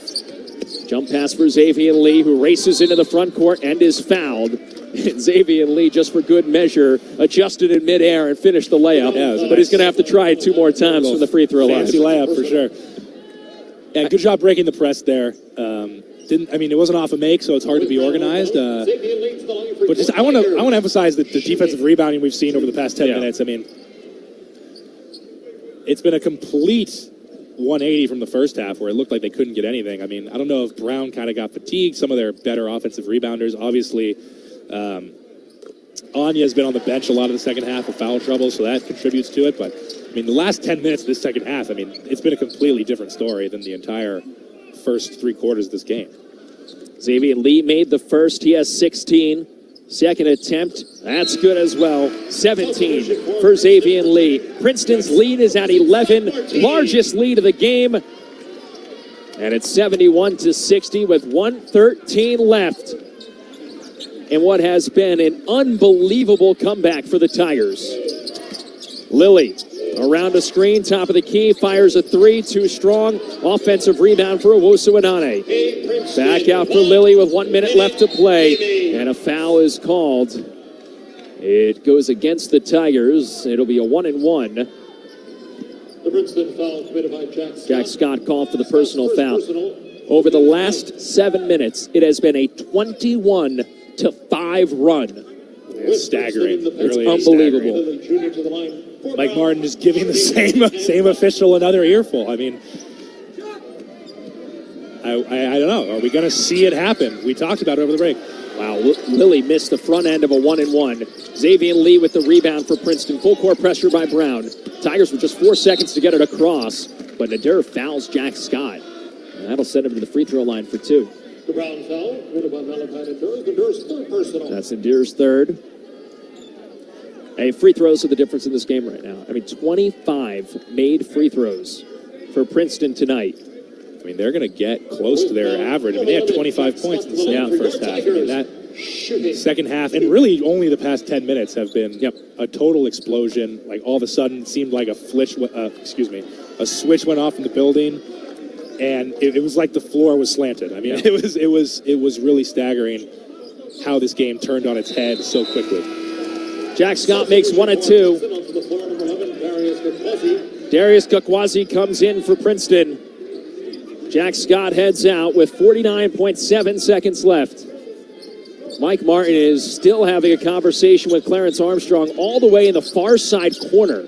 I mean, he is standing nearly on the court at the end of the Brown bench. Lilly sends it over for Ferrari, driving into the lane, kicks it out for Nader. Corner three is up. It's an air ball. Caden Pierce has it for Princeton with 32 seconds left. Mike Martin says no fouls.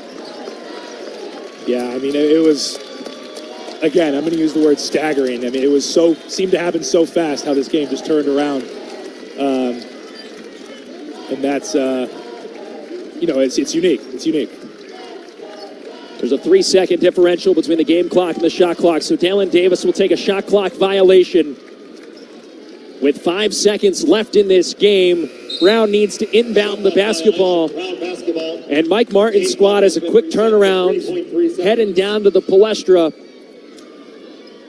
And this has been an unbelievable final 8 minutes for the Princeton Tigers. Princeton erases a 10-point deficit. Lilly makes one final three as the clock expires. The final score, Princeton 72, Brown 63. And the Tigers improve to 18-3 and get set for a back-to-back against the top team in the Ivy League, the Yale Bulldogs, tomorrow night. This is the type of win that Mitch Henderson can build on. Definitely the second half. I mean, obviously not the way they would have drawn it up. I thought they played poorly for a majority of this game. Maybe not so much in the beginning of the second half, but that first half is not what you've come to expect from this team at home. And so tomorrow night, if that happens, you're probably down at least double digits to Yale in the first half. And so I think tomorrow, hopefully they can build off this last run here and the intensity they brought down the stretch to hopefully, put up a good performance tomorrow. Princeton improves to 6-2 in the Ivy League, and Brown falls to 2-6. Final score from Jadwin, 72-63. Our postgame coverage picks up right after this on the Princeton Sports Network from Learfield. Hey, you. Yes, you. Have you been to Kohl's lately? Because if not, you are seriously missing out. I just went and they have amazing clearance deals going on. I'm talking thousands of new markdowns added. So you can save up to 70% on everything from fleece sweats, cute sweaters, comfy PJs, and more. So take it from me. Run to Kohl's before you miss out. Select styles. Some exclusions apply. See store or Kohl's.com for details. Looking to get away this weekend but don't want to go far? How about a last-minute getaway to the Princeton Marriott at Forrestal, nestled on 25 acres of lush woods and just a few minutes from campus. Enjoy tranquil guest rooms, state-of-the-art health club, indoor pool, and a full-service spa. Stop in for breakfast, lunch, or dinner, craft cocktails, and local beers at Iron and Ivy. Plus, their 2,100-square-foot M Club lounge takes relaxation and convenience to a whole new level. If a wedding, reunion, or other social event is in your future, the Princeton Marriott has a variety of event spaces, indoor and outdoor. Located on College Road East across from the Forrestal Village, explore all the Princeton Marriott at Forrestal has to offer at PrincetonMarriott.com. And we're back with the action. Coke Zero Sugar might be the best Coke ever. That's right, Jim. With an irresistible taste and zero sugar, Coke Zero Sugar is a must-try for any sports fan. So make sure you... Wait, Jim, I didn't mean try it right now. We're still on the air. Best Coke ever? Take a taste, Jen. Really? No, not right now, Jen. We got a game to call. Hi, this is Dalen Davis, a point guard from Chicago, and you're listening to Tigers basketball on the Princeton Sports Network from Learfield. Now, back to the game.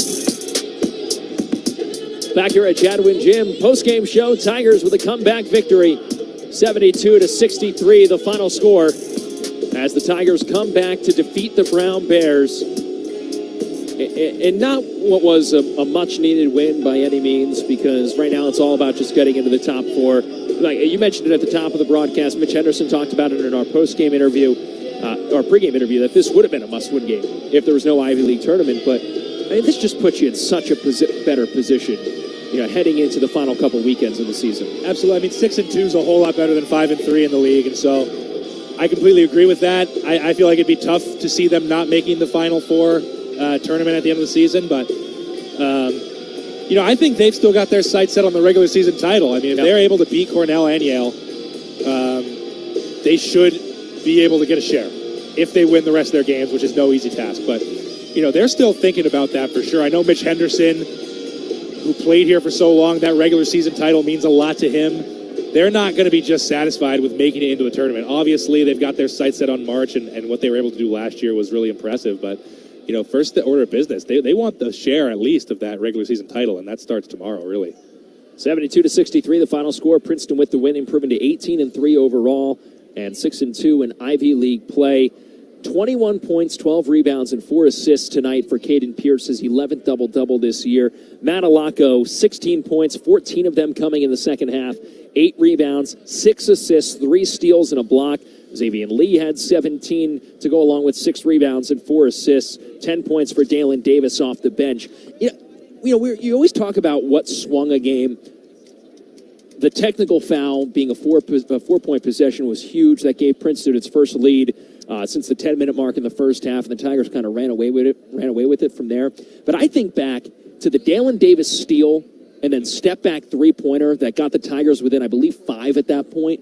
It just seemed like that's where things started to swing. Yeah, I mean, I think a lot of the game, the Tigers were really out of rhythm offensively, and a play like that, just a little individual moment of brilliance, can really maybe snap you out of that funk or whatever it is. I mean, whatever happened in that stretch, all of a sudden the Tigers seemed to be firing on all cylinders, and everything was in rhythm, and they didn't even do it from the three-point line. Everything was in the paint, seemingly, and so I agree that Dalen Davis play, he had a couple big plays defensively.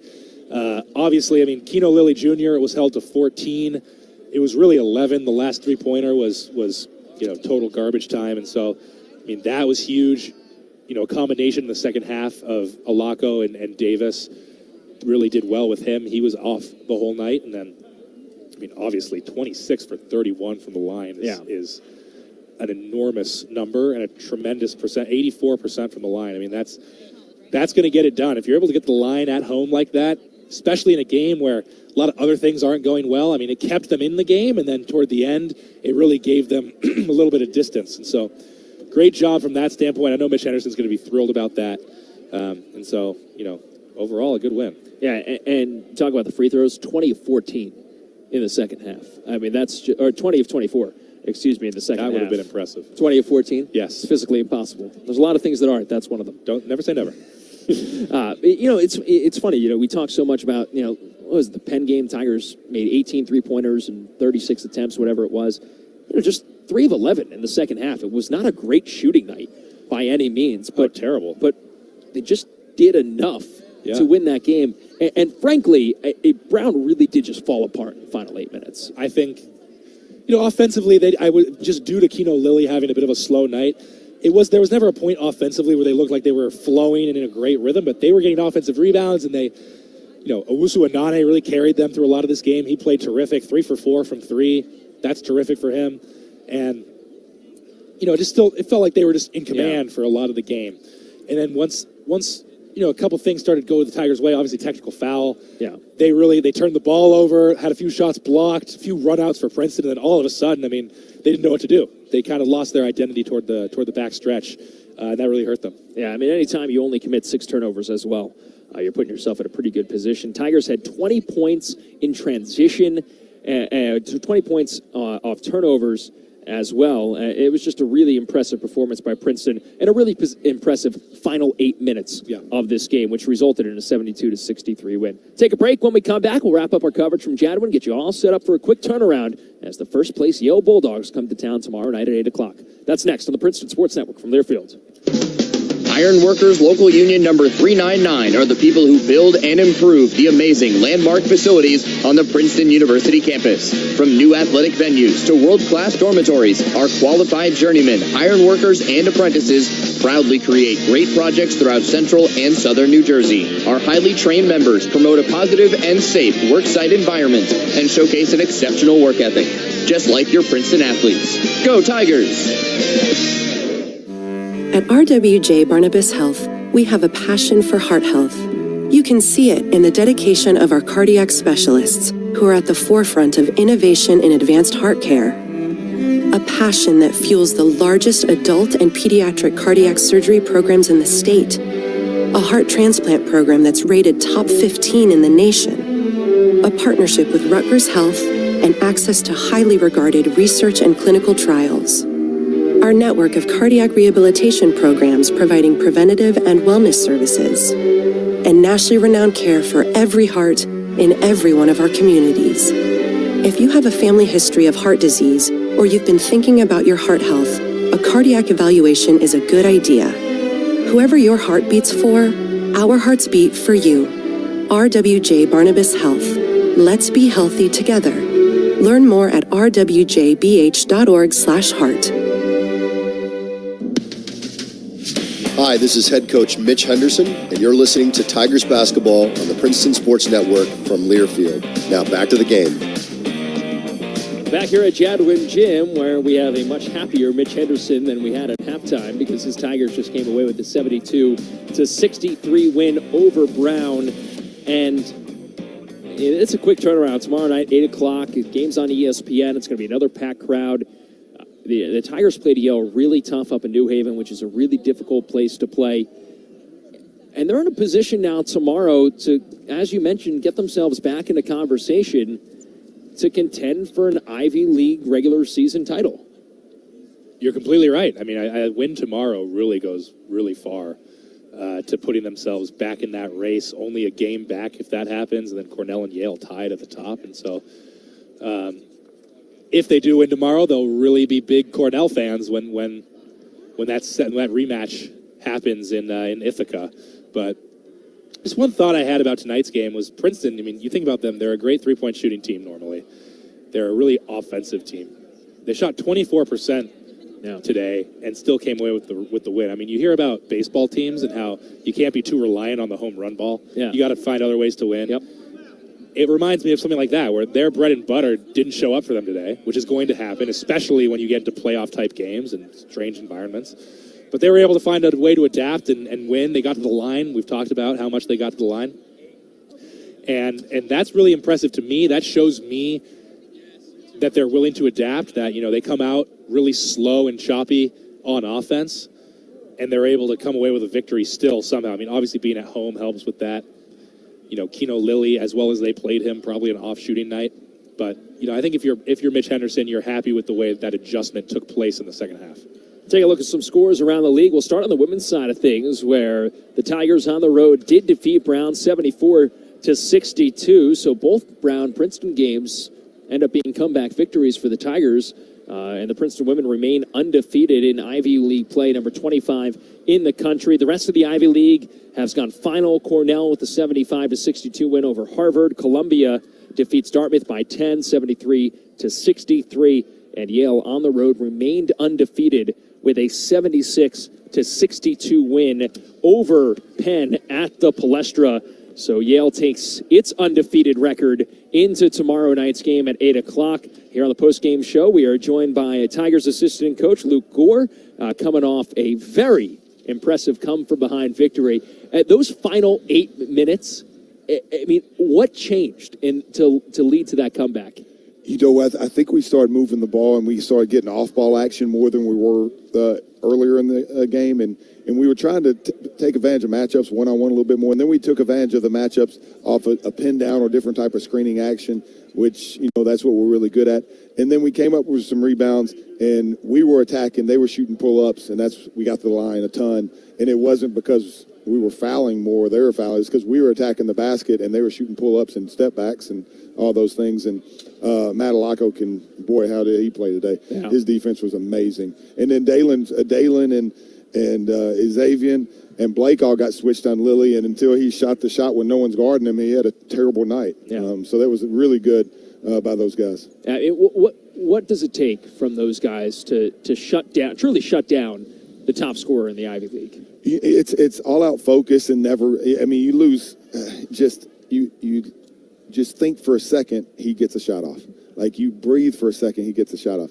Luckily for us, Mush never does that, so he's always on all the time. Mason knows it. I mean, all the time he's on. From the time he's asleep, he's on. So he's a perfect guy to guard him. And then when we had to switch, the guys were on him. And some of the things he got in the game one, which we guard him really well game one. He only had 14, I think, in game one, is, they lost him for a second in game one. We didn't lose him tonight. Yeah. And everything he scored, he was really tough.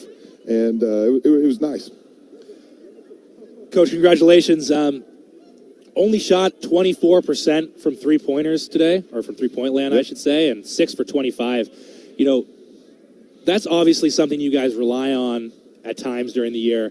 What does it say about your team that you're able to find other ways to win? I mean, you guys shot 31 free throws tonight. What do you think it says about that adjustment that took place throughout the game about your guys? Amazing.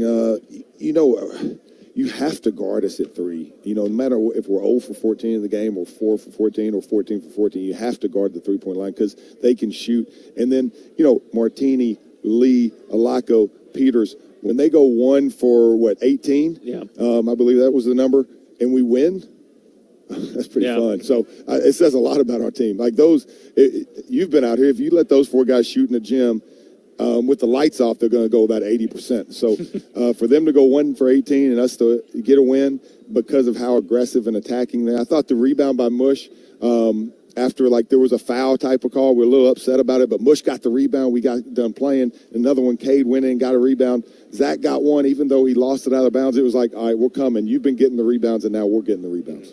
Yeah, I didn't even realize that. You look at the three-point shooting. Cade goes 3 of 3 from three-point range, and other than that, and Dalen was great. Yeah, and we talked about it. It seemed like that play that Dalen made where he gets the steal down defensively and then comes down, hits the step-back three. It seems like it just kind of shifted the tide of this game. Is that what it takes sometimes, just one big play? It does, and we need the bench. We need guys off the bench, and Dalen is extremely talented. We've seen it throughout the year.